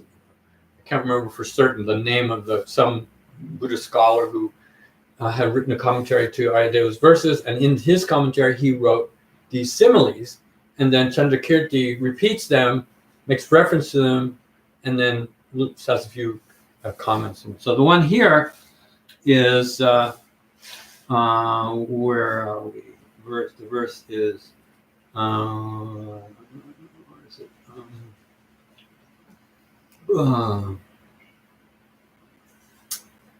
Langpoche Nyerbe Jesu. No, where is this at the beginning? Luncheon. Trumbe Trumbar Yipa La Langpoche Shino. So Trumbar Yipa La Langpoche Shinte. That's in Chandrakirti's text. The simile is described as like the person who hid in a well and hid in a well from an elephant, like the person who hid in a well from an elephant. So here, so that's the simile, and then the explanation is that here it says Langjen Nyebe Jikpa. So some person was confronted by a wild elephant. Wild elephant is a terrifying sight. Well, there are such things, and they're capable of wreaking incredible havoc. They can literally destroy buildings, people's homes, and certainly can kill another human being, and sometimes do. There's a famous story of the Buddha. There was a wild elephant, and Devadatta, I believe, Devadatta schemed to have the wild elephant sort of let loose in order to, at the very least, frighten the Buddha, if not harm him. And the Buddha was was in the company of some of his followers, some of whom were arhats. And when this mad elephant came charging towards them, do you know the story? I've heard it, but the arhats flew up into the sky because they had magical powers, and they didn't want to get trampled to death. And the Buddha stood his ground, and by his presence tamed the elephant. The elephant bowed to him. Famous story. Anyway, so here this is an ordinary person. A mad elephant frightened him. Well, which in your jikpa means frightened by a mad elephant. So in this case, we can say the mad elephant is suffering. Right? We try to escape from. I don't know if that's a stretch or not. And then, in order to escape suffering, we hide in a well. Right? It says, "We've got run to a well. The well is not very big mouth, so the person climbed down halfway down the well, and so I'm safe here in this well." But in fact, what he did was trap himself in the well. Then to think that somehow the person has become free by hiding in the well. So this is an example of meant to be meant to illustrate the story in this verse. So I leave it up to you to kind of unpack that. That, what do we call that? We call that a parable, right? So a simile or a metaphor or parable. Okay, how are we doing time this? I was hoping to do a bunch of verses. Okay, let's see. Next verse. Okay, next verse is now the second of the 7 topics in this series of verses to reflect on. So again, I mean, so this is saying, we seek happiness, right? We seek happiness, but ordinary happiness is elusive, and ordinary happiness in particular is also not always attainable, right? Even though we chase happiness in samsaric happiness, and in fact, the person who is wise can look at ordinary persons who are leading that kind of a life and see that in fact what they really look like is they look like they are running through life chasing happiness but never getting it, and in fact being followed close behind by suffering, and it's very close to what they will very soon experience. So again, it is saying, to recognize samsara as undesirable.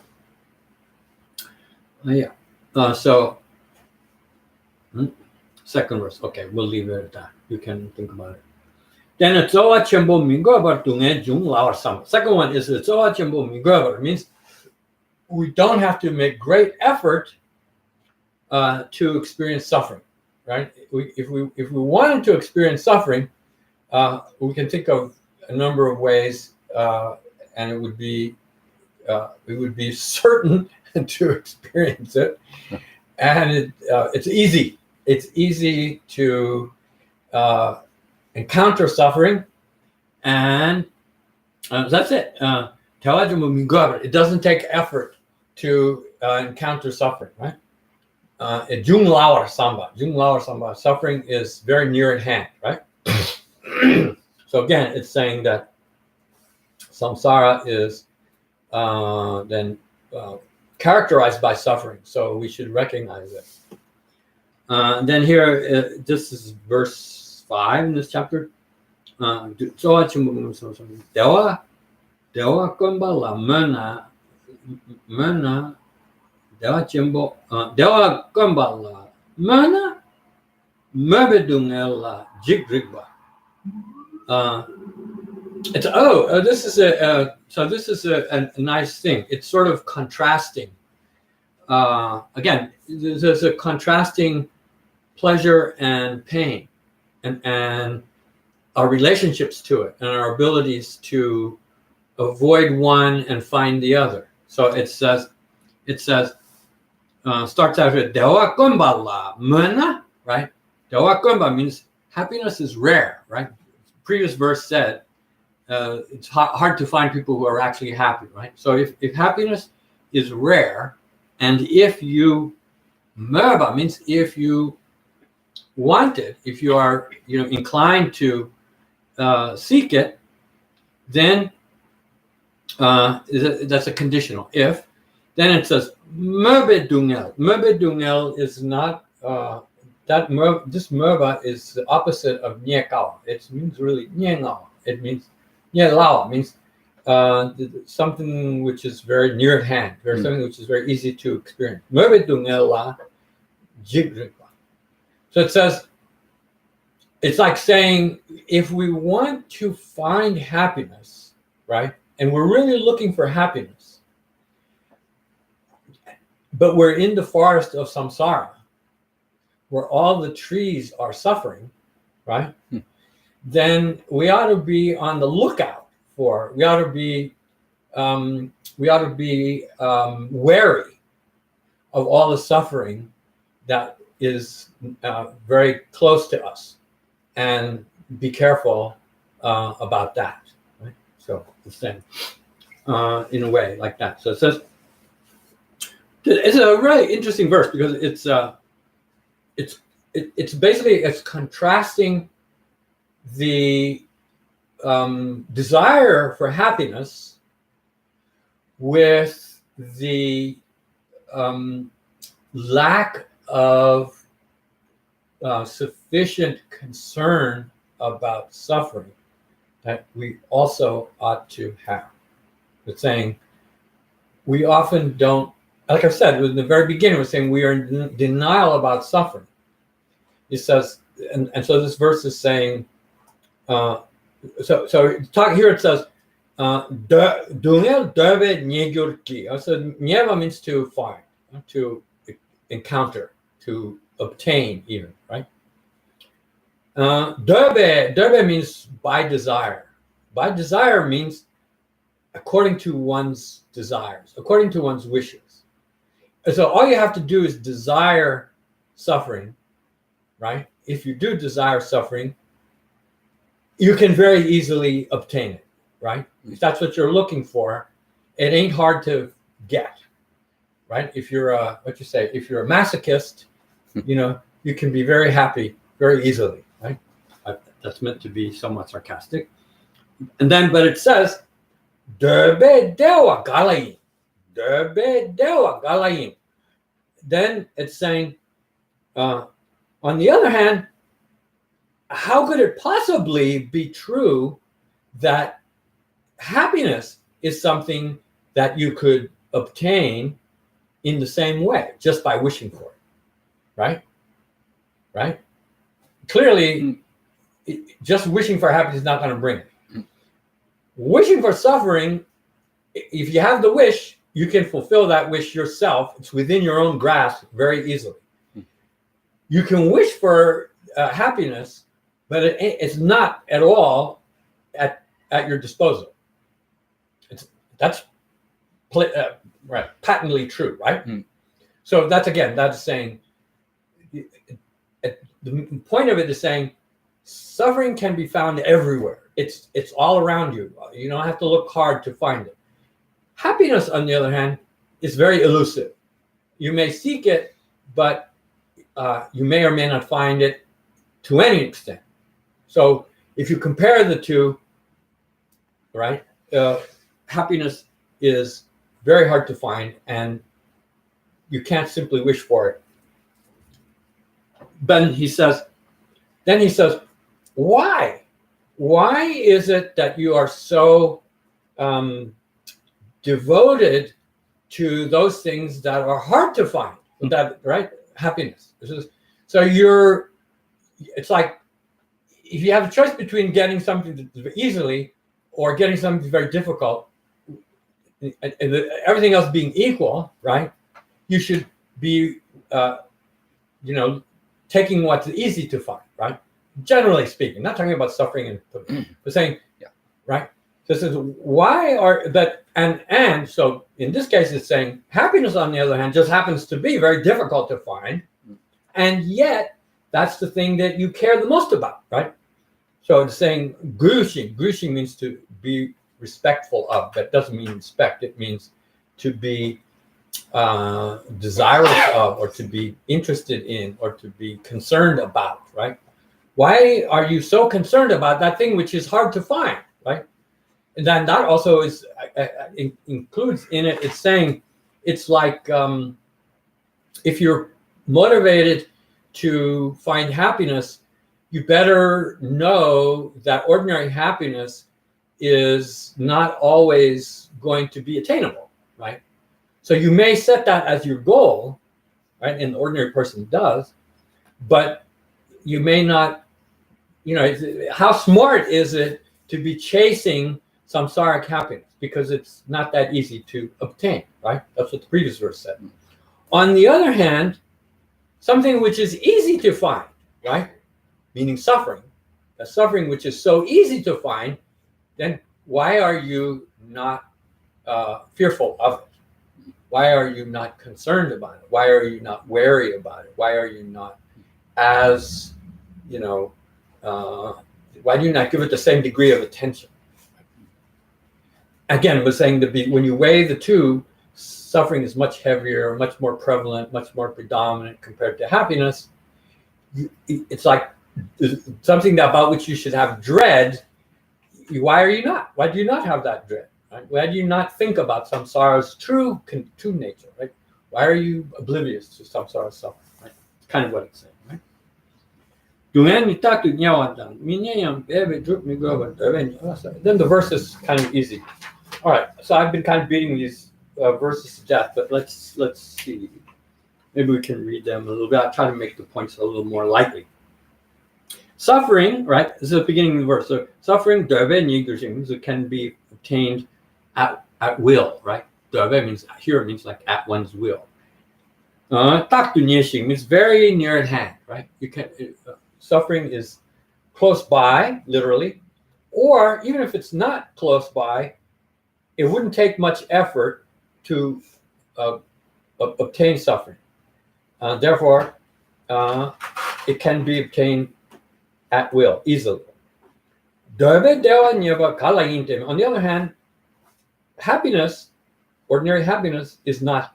Galayin means certainly not the case. It's a question, so a rhetorical question saying, how could it be that happiness could be obtained in the same way, just by wanting it, right? It says why, and then here it is saying the reason happiness is difficult to find is because the nature of our existence, especially our physical existence, is that our bodies are disposed to pain, much more so than they are disposed to pleasure and happiness. And therefore, how could it be the case that we could find happiness just like that? Because our bodies are more inclined to bring us misery. Then it says, here, this is in Chandakirti. Gives a simile. Niten means sun rays. And the sun rays in India are hot by nature, right? I don't know if how hot is Sicily? Sicily very hot in summer? Yeah. Really hot. Like if you go out, it feels. I haven't been there in a while, but yes. Yeah, so like the sunshine in the summertime is very oppressive. So in India, same way. There are places like in Varanasi, certain parts of India, and even in the late spring, this time of year, they're about ready to close schools because it's too hot for the kids. So, over 100 degrees, and so very hot. So Niten means the sun's heat. Mm. In the sun's heat, the rays of the sun, the heat that's in the sun rays, that you feel when you go out in the sun, difficult to find any coolness there, right? Refreshing quality in the heat of the sun, right? So then, it's like that. So it's saying that's a simile for our bodies are like the heat of the sun, and in that body it's difficult for us to gain much relief, which would be like finding a cool breeze or something, right? To relieve the heat of the sun rays.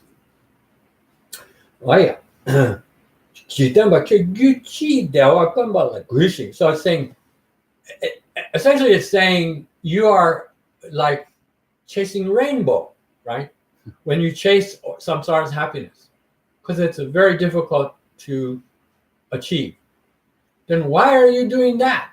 Why are you so concerned about, finding temporary happiness, which is very rare, which is difficult to attain, when at the same time you don't seem to show much concern about the dangers and the unpleasant nature of samsaric existence. That doesn't seem to motivate you as much.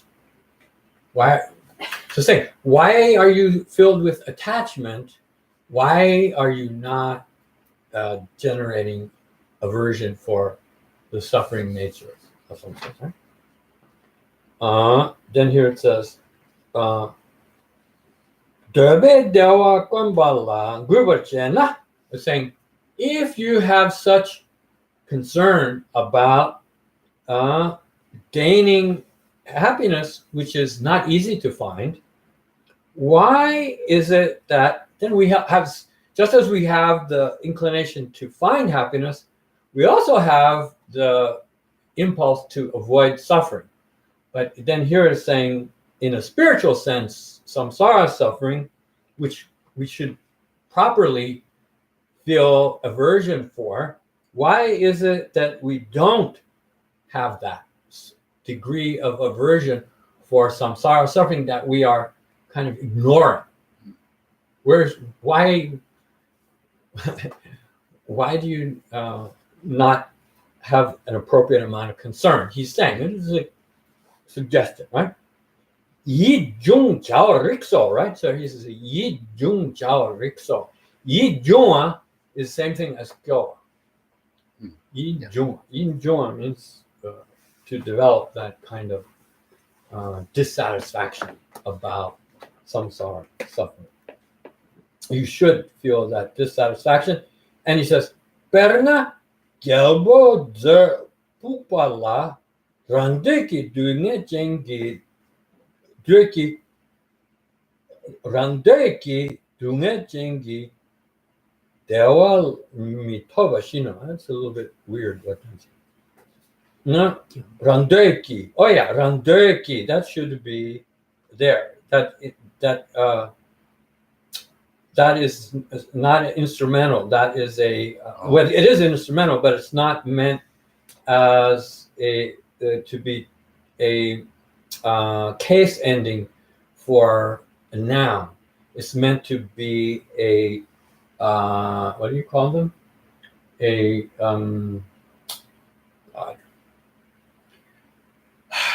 conjunction. So it's meant to separate. Rangdeki. Rangdeki means you can gain as you desire. Dungechengi dewa mitova means in the latter part of dungechengi dewa dewa mitova shino.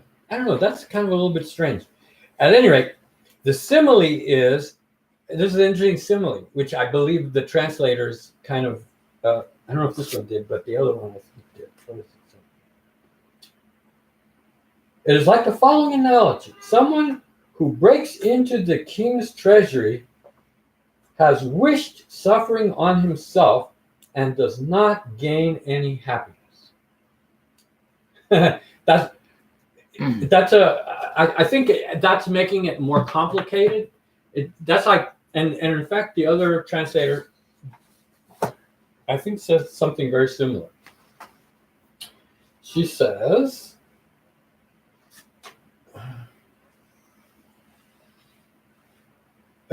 consider the example of breaking into the treasury. Someone easily acquires pain by boring a hole into the king's treasury, because that's what she said. And then she footnotes it, right? She footnotes it, but she makes a note, and the end note says, makes reference to a Jataka tale.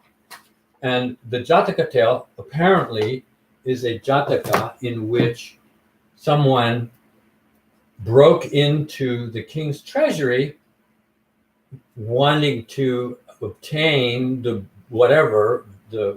wealth that's in the treasury, and instead of gaining the wealth, was caught either at the same time or some later time and suffered by being punished. And that's kind of what this said, right? I don't think it's that complicated. I think here, let's see. Here's what let me read what how Chandrakirti describes it.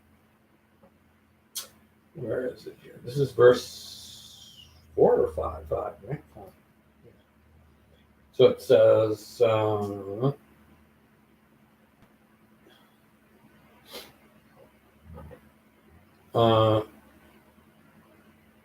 Deshi tetana rawan dukir bani kichar dungel kona jitengi dagi wa yingi dawani mahinte. Zerbu pashino. And Zerbu pashino means like breaking into a treasury. That's the description of the like breaking into the treasury. And he says, just as Gerbu Zer Towale if you were to break into a king's treasury, right? Then rangdeki dungel toba.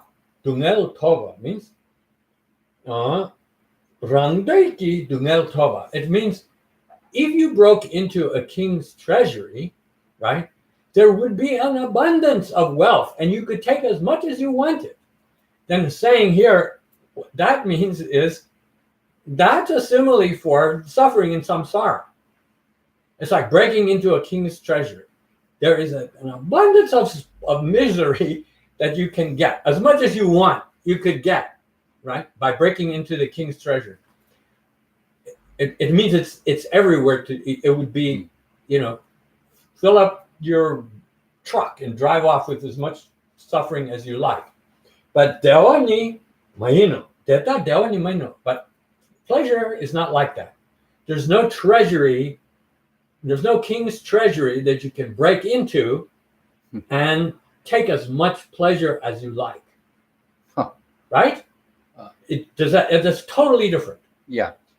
Which I believe is a much simpler interpretation. It's just saying suffering is abundant. Suffering is everywhere. We can find it easily. If we broke into a king's treasury, the loot would be, immense. But that would be the loot of suffering that we could acquire to our heart's desire. There's no such treasury for pleasure that we could break into and, experience as much pleasure as we like. I believe that's the correct interpretation, and I believe it's simpler. Doesn't need to be complicated. Then let me see. I have some notes about this one. This is coming from.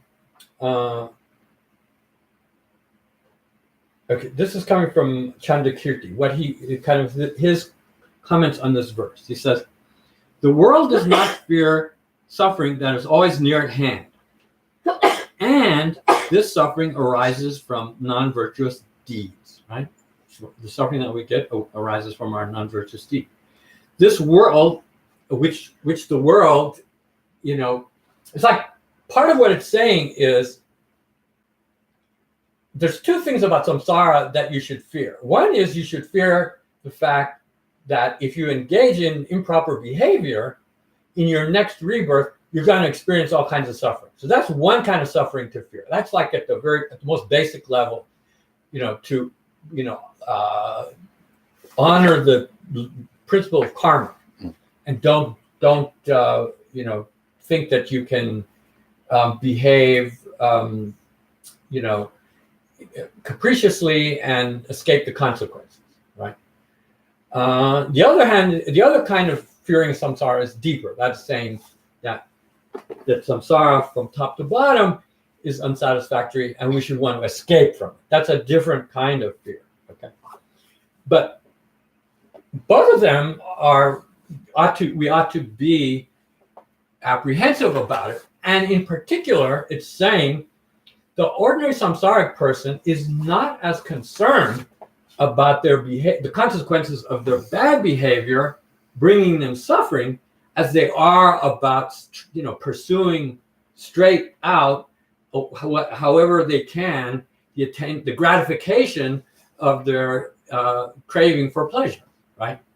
So it's saying, so here he's saying about that, he's saying the world desires that. That's what the ordinary samsaric fool is, spends all their time thinking about. And that kind of happiness is worthless, insignificant, minute. And yet, in order to attain that happiness, then the person is willing to engage in any kind of behavior that, in the most, gross examples, people will, they think if they have to steal, they'll steal. If they have to kill, they'll kill. And in order to achieve that. And so, again, that's kind of at the most kind of coarse level about samsara is why do you pursue that which is not easy to gain, and at the same time, you're not that concerned about your actions and the consequences of your action. You don't fear the suffering that might bring. So it can be interpreted at that level as well, right? Suffering can be, then that's one point. That's kind of the way Then here's the interesting, I don't want to beat up on the translator, but it says, suffering can be obtained by one's own free will. Then that is kind of what the first line said. Then here it says, as much as you want, if you want a lot of suffering, it's there. Whenever you want it. You want suffering morning, noon, and night, you can find it. And whatever type of suffering you want to get, it's easy to find. You don't have to go very far. However, then pleasures are not like that. If you want to attain pleasures, they are much more elusive. They require, first of all, they require good karma to give you the opportunity to experience it, and you may or may not have that. But even if you don't think about the karma, trying to gratify your desires doesn't always bring about the result that you're looking for.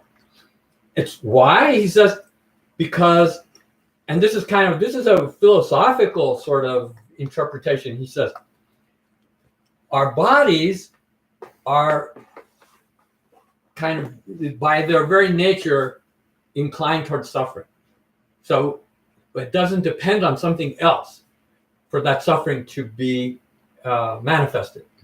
Pleasures, on the other hand, are not inherent to the body. If we want to find pleasures, they depend on something other than us, right? External to us. We have to bring about whatever conditions will allow us to experience that pleasure, and that's something that lies outside of our own being. Number one. Number two is, you can say it's dependent on good karma as well. On long term. Therefore, he says, this is what he says.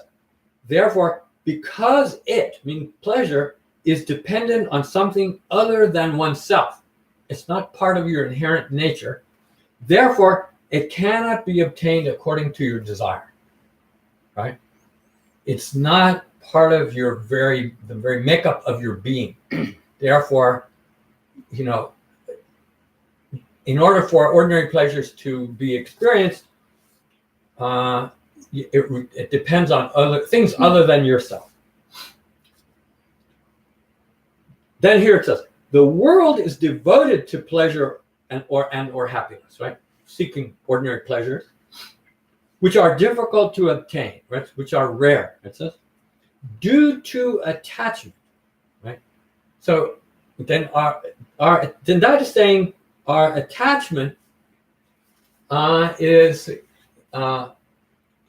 saying what drives us to seek pleasure is a kind of desire, a kind of samsaric desire. And that desire is something which we manifest, that mental affliction.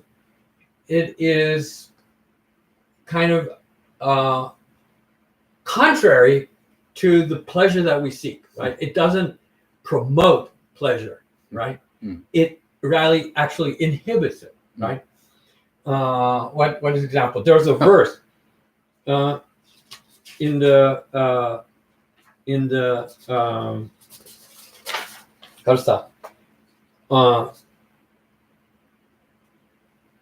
this is from Bachai Avatar. It says, "Dungen dorda semyue kyang," right?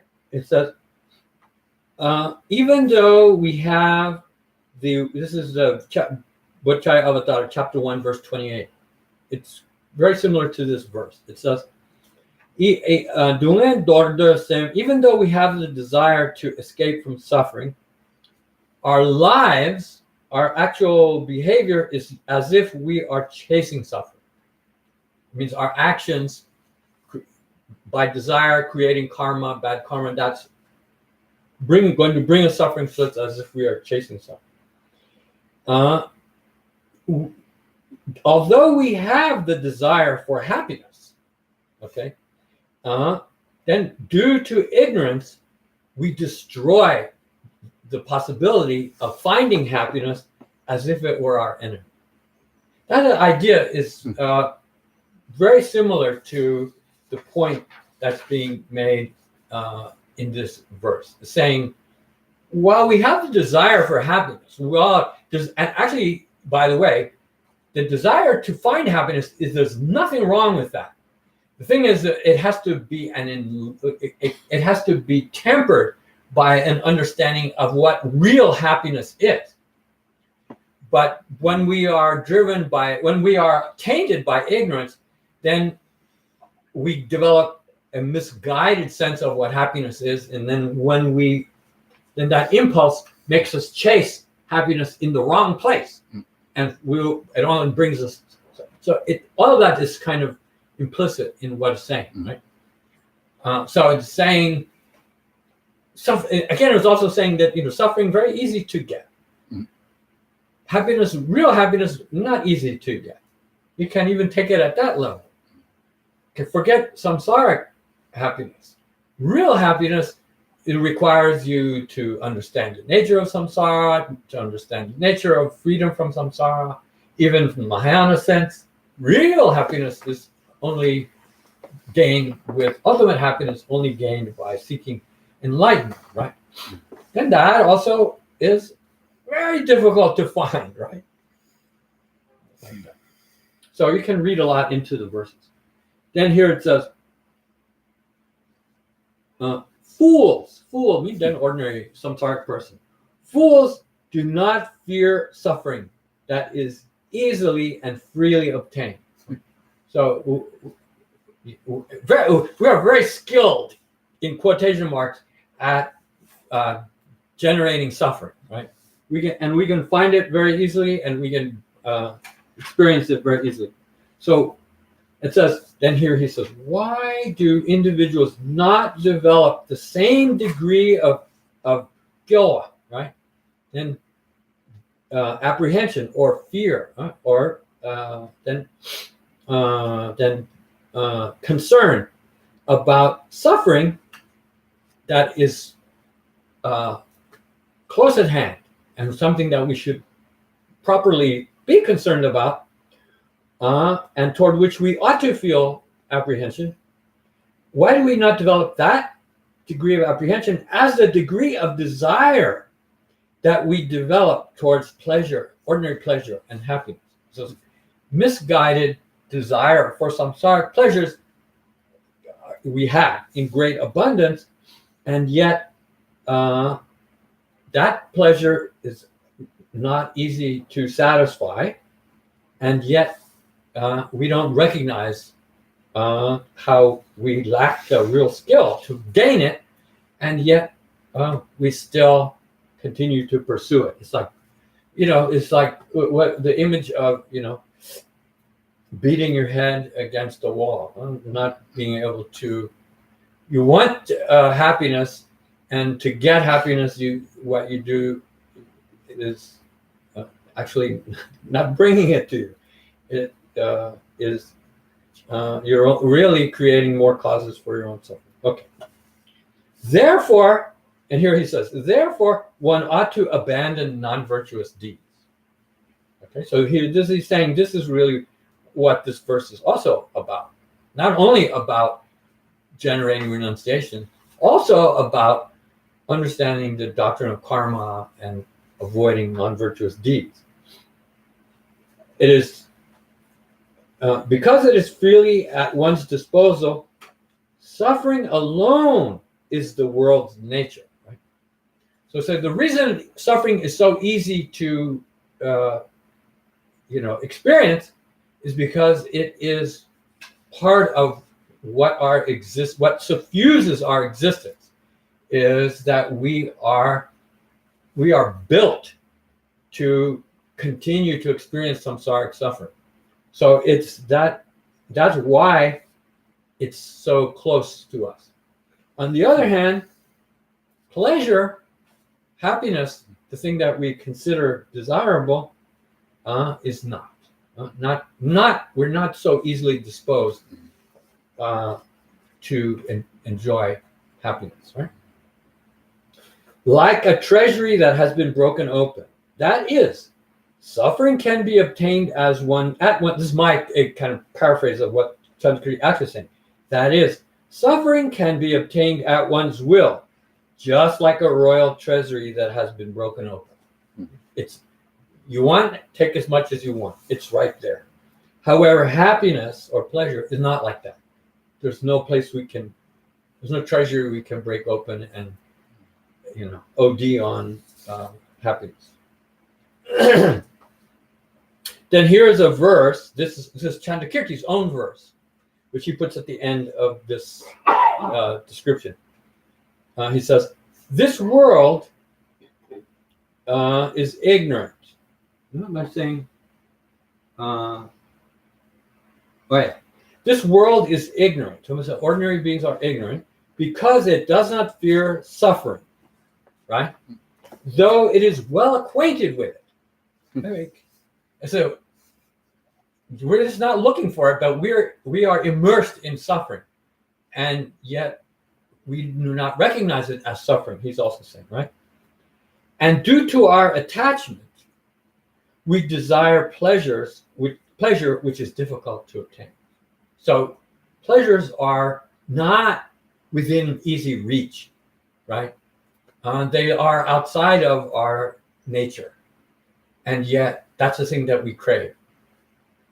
So anyway, that's a very nice verse. Okay, so let's see. One more. Okay. Dawadurbe lubo ni dungen du duante lula gutandrala gu tedani ni tsumanang.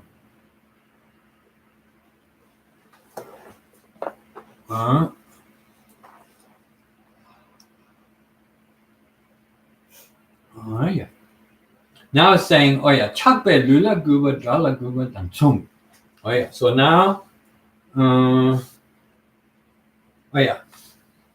so this is the second section, which is saying we don't have to work very hard to experience suffering. It comes easily. Also, it had two verses that address this point. This one is the one we just read, is one of them. That was, we ought to be concerned about suffering that's so easy to obtain and be less attached to happiness that's difficult to obtain, right? So the second one now is being attached to the body, being attached through attachment, right? Being concerned about bringing sensory gratification to our body, right? Being concerned about pampering the body or gratifying the body is the same as being concerned about or being solicitous of an enemy. Okay, so it's saying those two things are on a par. So normally an enemy is someone who would do harm to us. So therefore, no person in his or her right mind would, invite the enemy into your house to destroy you. You have to put up some kind of protection, some kind of defenses, some kind of way to keep the enemy from harming you, right? You have to resist the enemy instead of inviting the enemy to do you ill. Then it's saying being overly concerned to gratify our bodies is like that. It's the same as that. It's as if we are trying to be solicitous of an enemy. So that's a kind of complicated sort of what shall I say, emotion or image to describe. That's what he says. So here he says. So the verse says, "Dewar gurbe lubo ni dungen de gurba dungen de gurba." So this is saying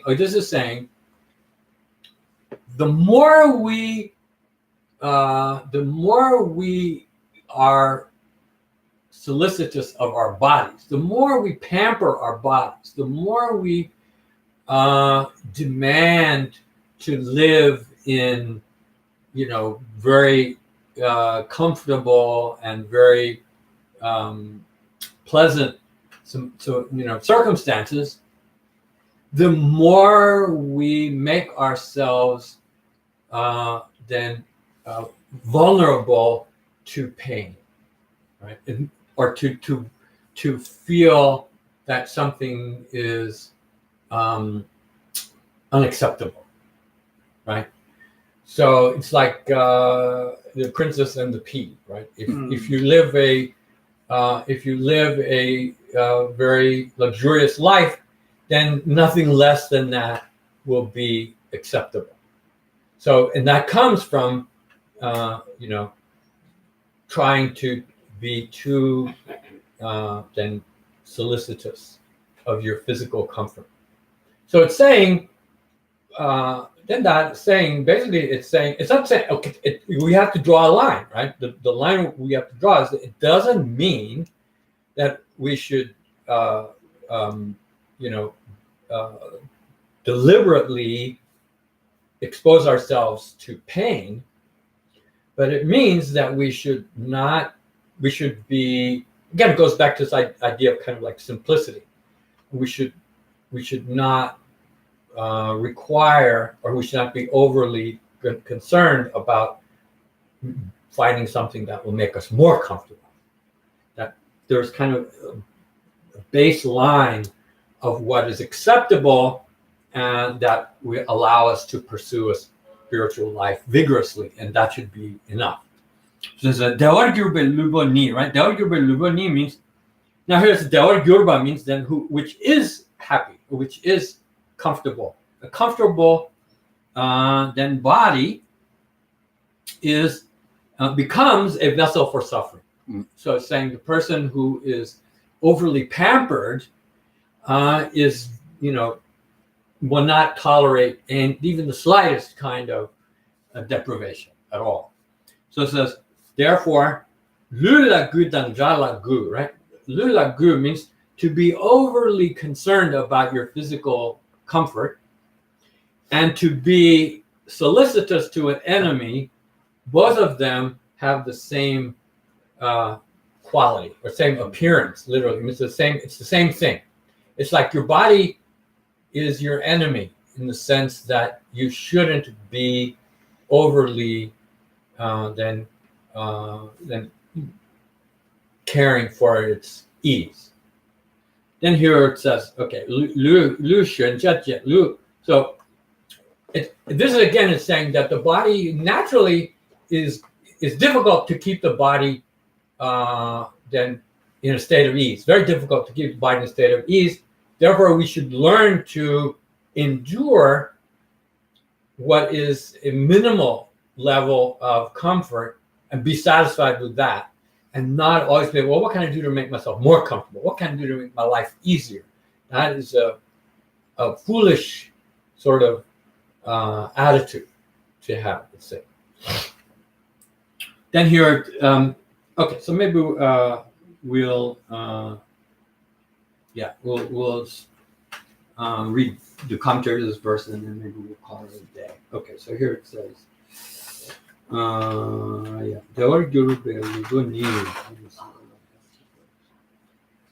so first of all, this is Lu Shen Jia Jian. Lu Shen Jia Jian means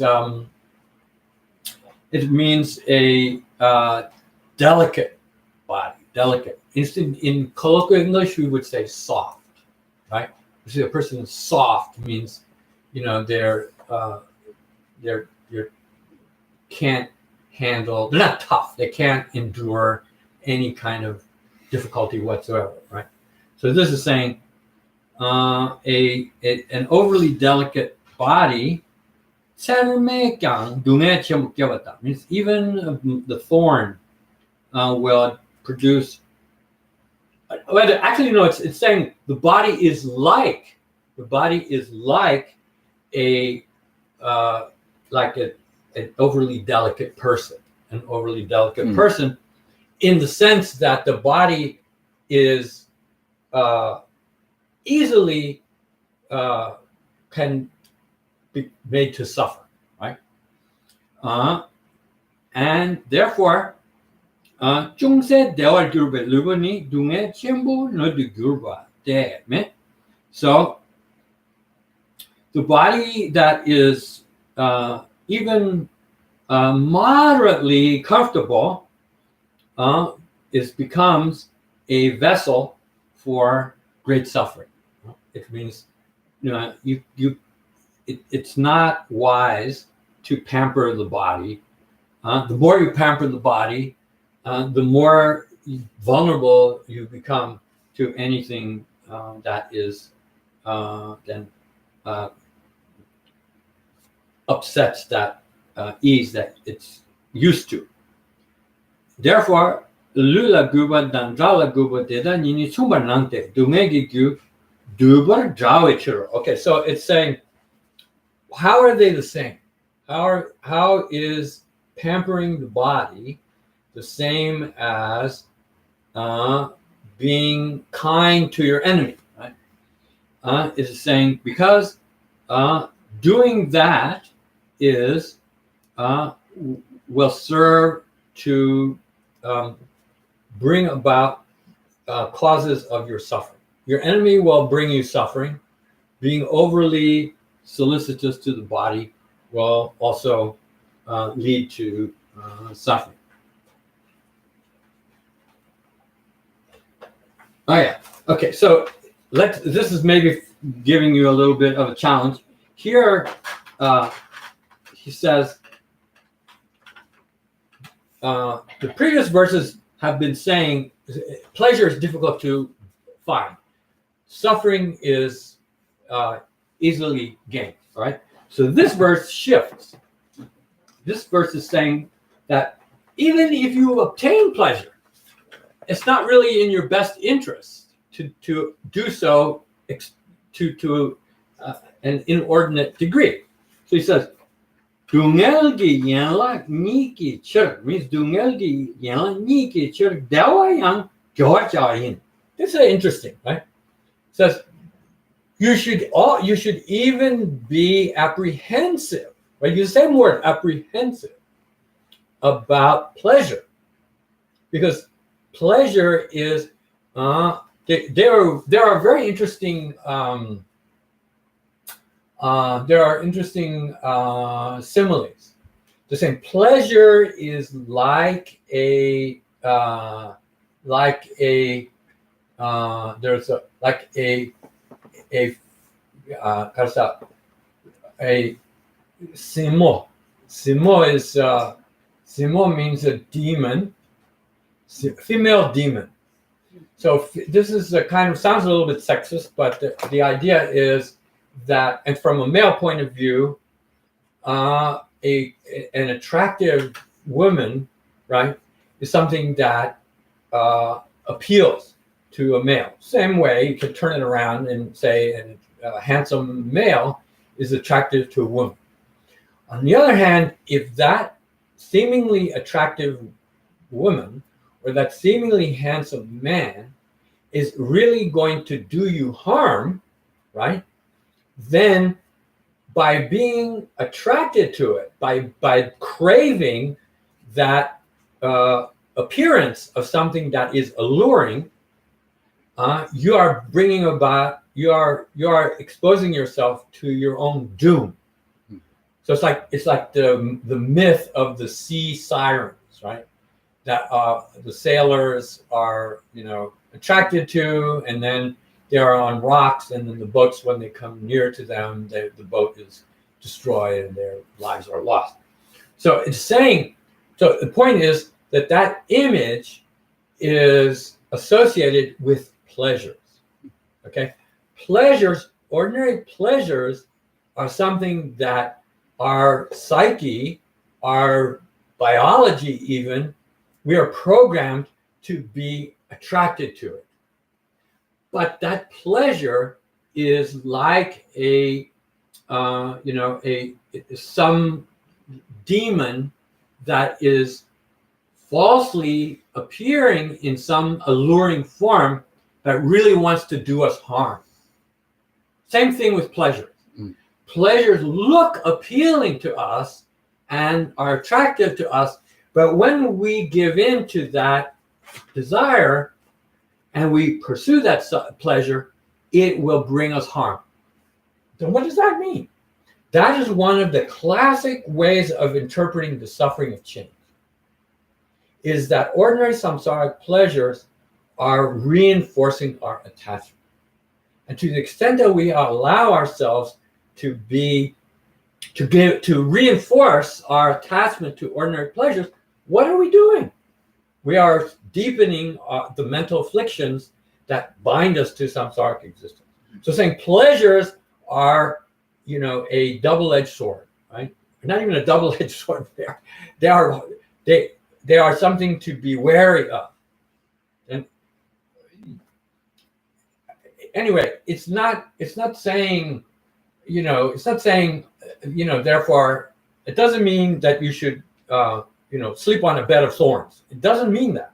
It means be wary of your attachment to ordinary pleasures, because to the extent that you manifest the attachment, you are doing yourself some kind of ill.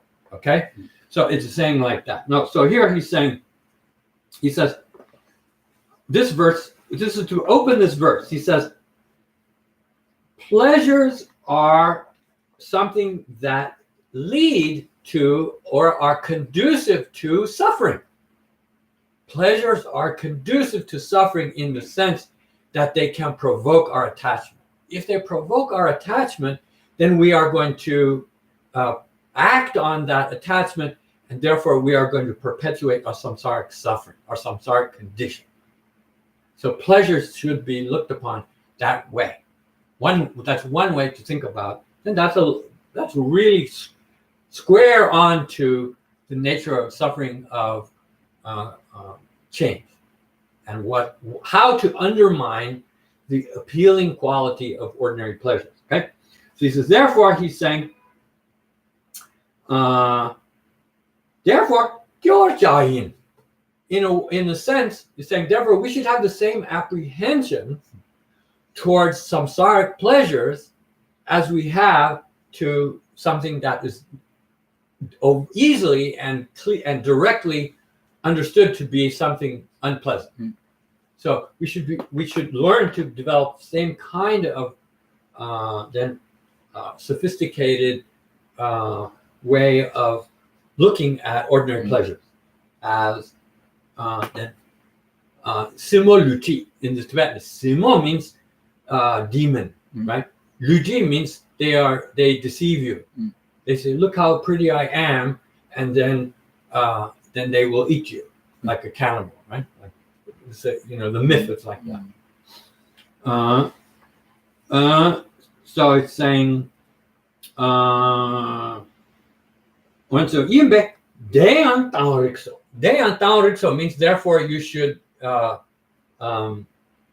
relinquish your attachment to ordinary pleasures. Okay, this is now talking about, this is really talking about suffering of change and not being drawn to ordinary pleasures. Okay, so it's saying this is its introduction to the verse.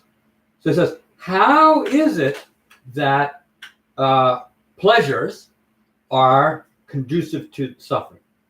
Dita says, and then gives the first half of the verse. The comfortable body becomes a vessel for suffering. Right? He says, Dewa dan demba namti lu dewa nyor chawe yulchen tatu long che ki shintu shunshachen tu gyurba dak. Those people who become overly habituated to a comfortable and the ordinary pleasurable existence, right? Who gratify their urges extensively, then dungel che chungu rekyan. Then even if they meet with something very small kind of discomfort, but they will, this is terrible. I can't bear this, right? Dunge, chumu rekyang barwar gyurbe meche loma sarba daktar rönyamar gyurgi. Then they will become like the fresh shoot of a new shoot of a green sprout. If you put a flame on it, it's a very tender shoot, right? Yeah. So it's saying even the slightest pain, I cannot bear it. It's too difficult for me. So you shouldn't, pleasures, if you indulge pleasures, it can turn you into that kind of person. It's saying. Number 30, nega dar tamjela sembe padaman sindu migula. So then that is the opposite. So it means an overly pampered child is like that. They cry about everything, right? But the parents who are always, sacrificing their time and their effort to take care of their children, they put up with all kinds of, trouble, right? And difficulty. Then there's the opposite of that, right? Dewa puldu joani dungel pewagino. Therefore, it's saying if you indulge your pleasures, then that will make you more prone to suffering. And you can think of that a number of ways. One way is it will, extend your samsaric existence. You will, in order to fulfill those desires, you will accumulate karma that brings, bad karma that will bring unfavorable karmic results. All right. Then it says here, Perna, for example, Shingtala Nyewe Michi. Then this here, this image is. It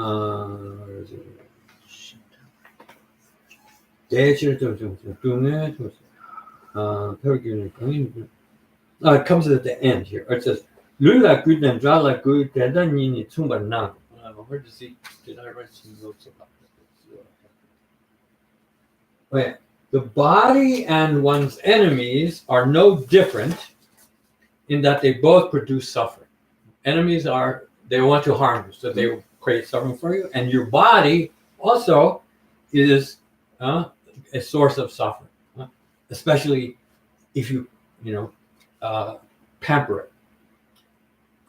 Therefore, resorting to or depending upon them means then thinking that somehow they, doing something to make yourself more vulnerable to them will only increase your suffering. So then that means we should properly, the proper way to live our life is to develop a certain kind of serva. One kind of, there are three kinds of patience, right? One kind of patience is jiminyambe. This is very good. Patience is I know this because I'm not a patient person. And so I'm happy to describe.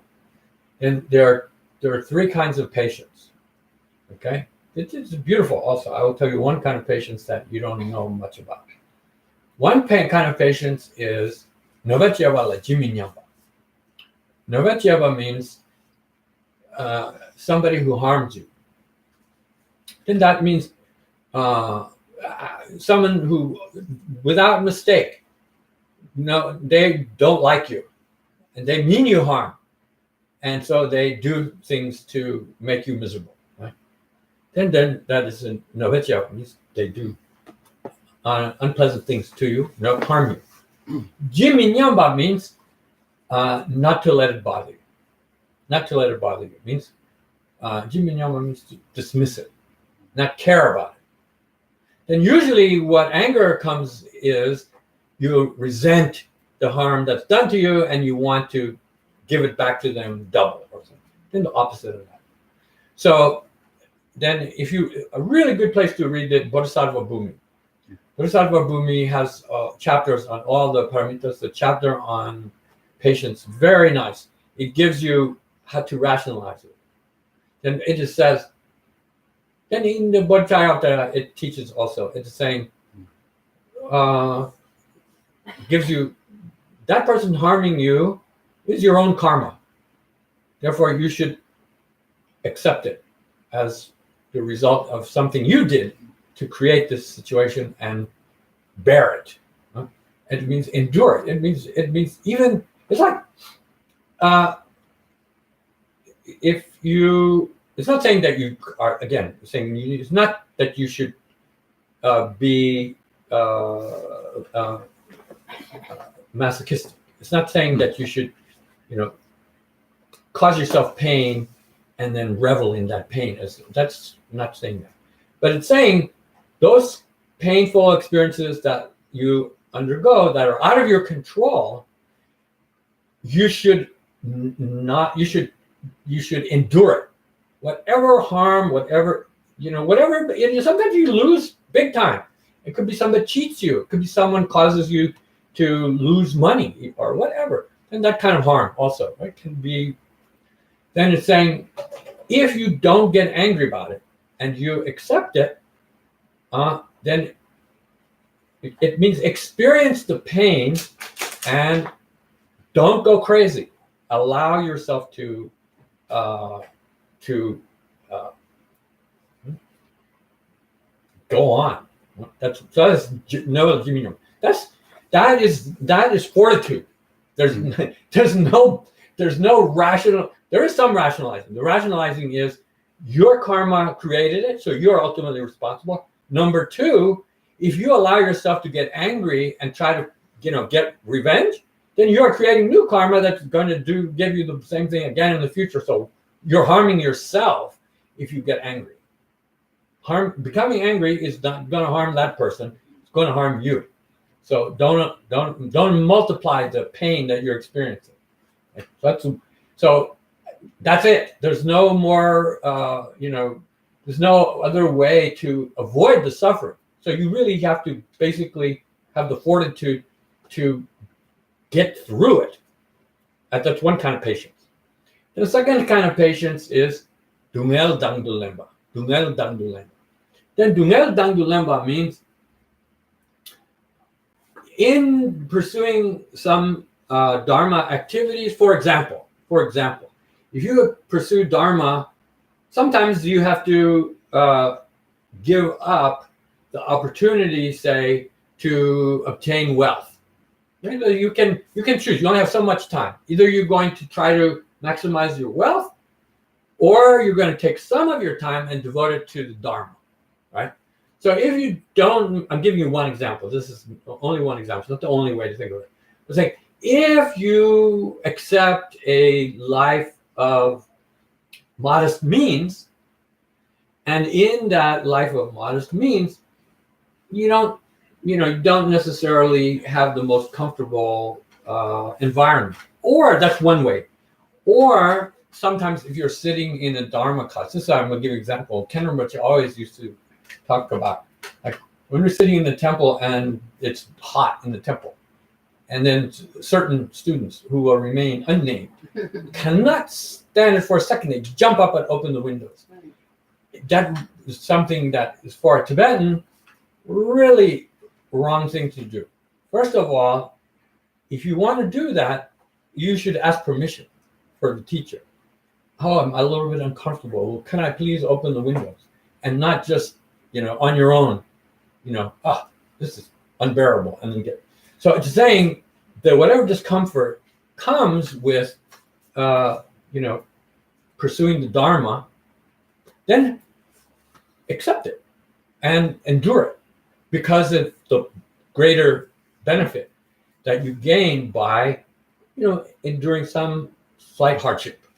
So that's some kind of hardship that you choose willingly in order to fulfill some spiritual aim.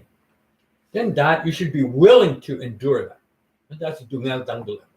That is a different kind of patience. Okay, so it means don't think, oh, it's too hard to, for me to go travel somewhere to hear some Dharma teaching or whatever. An example is like that. Okay, different kind of patience. Okay, that's just another kind of patience. Then that a little bit here. That's kind of just what's saying here is, don't feel you have to pamper your body. Sometimes it's okay to be a little bit uncomfortable and not be that concerned about it. Well, that's one kind of patience. Okay, so that's the one that really applies to this verse. Then there's a third kind of patience. This kind of patience is unusual. That's it. The chola never simbit soba. Chola never simbit soba is one kind of the word for soba is shanti in Sanskrit. Shanti.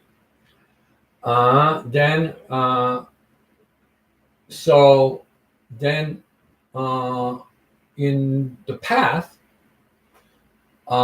when you achieve realization of reality, that is sometimes called Sarvatova. Sarvatova.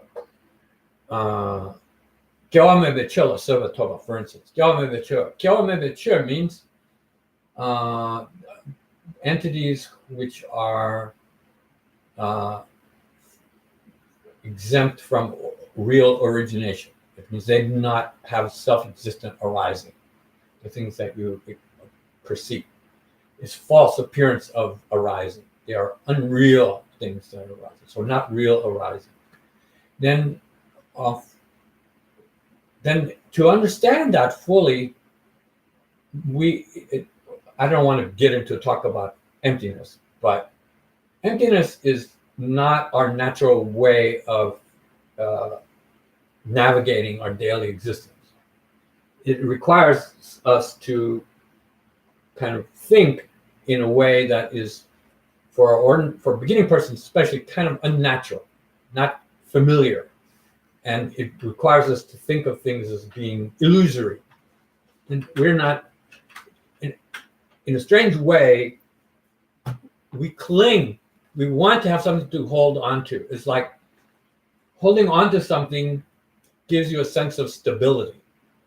But if there's nothing to hold on to, as in there's no self-existent nature, then it's a little bit, for the mind, that is an awkward and uncomfortable exercise to cultivate and maintain. However, if you begin to understand emptiness properly, then you will be drawn to it. It will become more natural. It will become easier. Your mind will gravitate towards it. Then that is Sarvatova. Sarvatova means that you won't find it difficult for your mind. Your mind will easily abide in a state of experiencing and understanding emptiness. Okay, so that's using the same word for patience.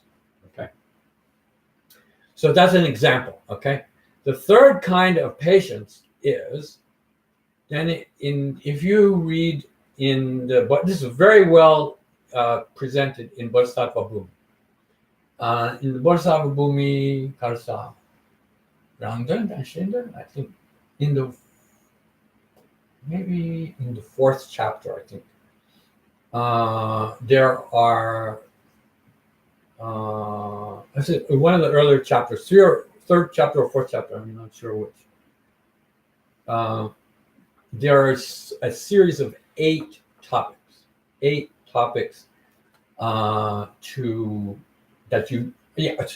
right. It's Merva. So the chapter is Adimukti, chapter of Merva. Then there are 8 topics, spiritual topics, that you need to devote yourself to. Devote yourself to means that you need to consider them as very important, and that you also have to then apply yourself to learn about. Then there's a simple one, three ratnas. To understand what the three ratnas really are, what are their real qualities, what is their real nature. Why? Because they are the object towards which you have to develop faith. And the more you understand about them, the stronger your faith will become. That's one example, right? Then they're like that, they're emptiness, right? Reality, that's also one important topic, right? You need to learn about it as much as you can. Then even the whole collection of scriptures, all the Buddha's teachings, the more you read about them, the more extensive your scriptural knowledge, then your mind, your understanding will become more then extensive, and it will become clearer, and then you will begin to gain some kind of insight, not like direct realization insight, but some kind of real understanding of what the Dharma represents. I mean, it's transformative. Okay, so there are like that 8 topics that are mentioned. So it's saying that when you pursue those 8 topics and you become more deeply immersed in the whole realm of the Dharma. Okay, what does that do? It creates a kind of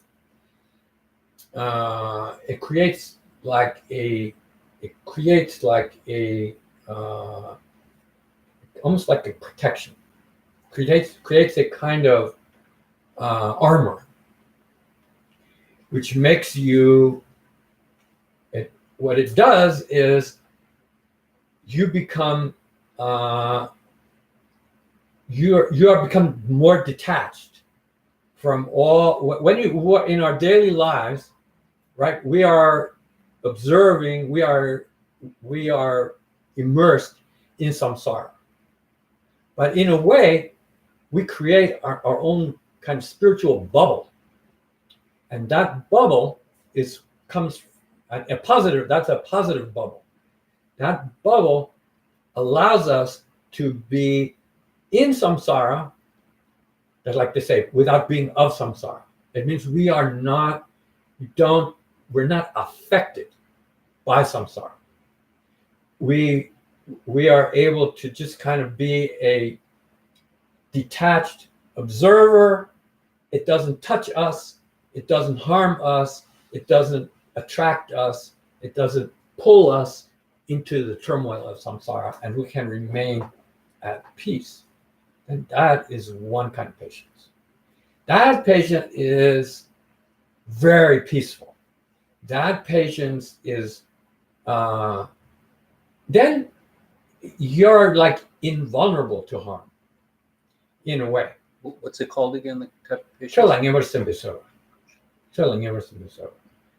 And that is almost not mystical, but it is somewhat mysterious, and it also not really understood by the average person. Even a person who's interested in Buddhism, they don't recognize that. But it's very real, and so that's also one kind of patience. Anyway, that has nothing to do with this verse, but I wanted to mention it to you.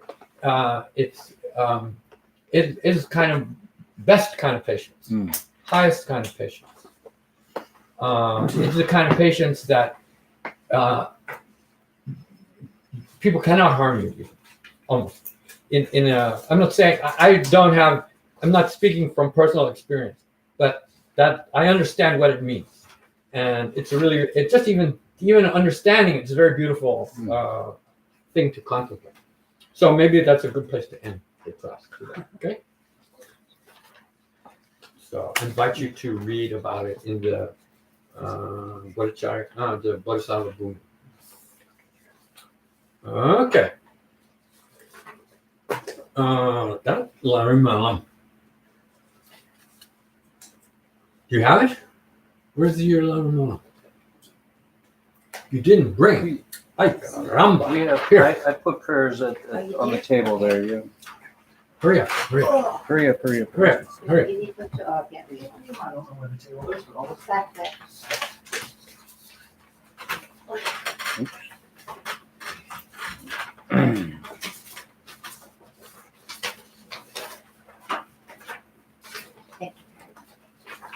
Wait.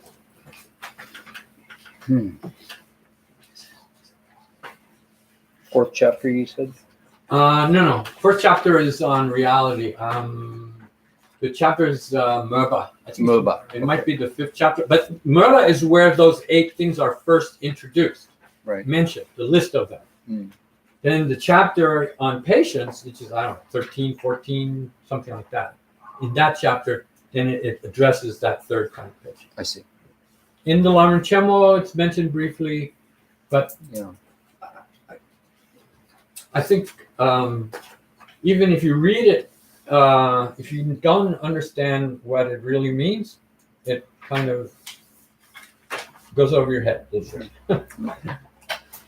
Okay, ready?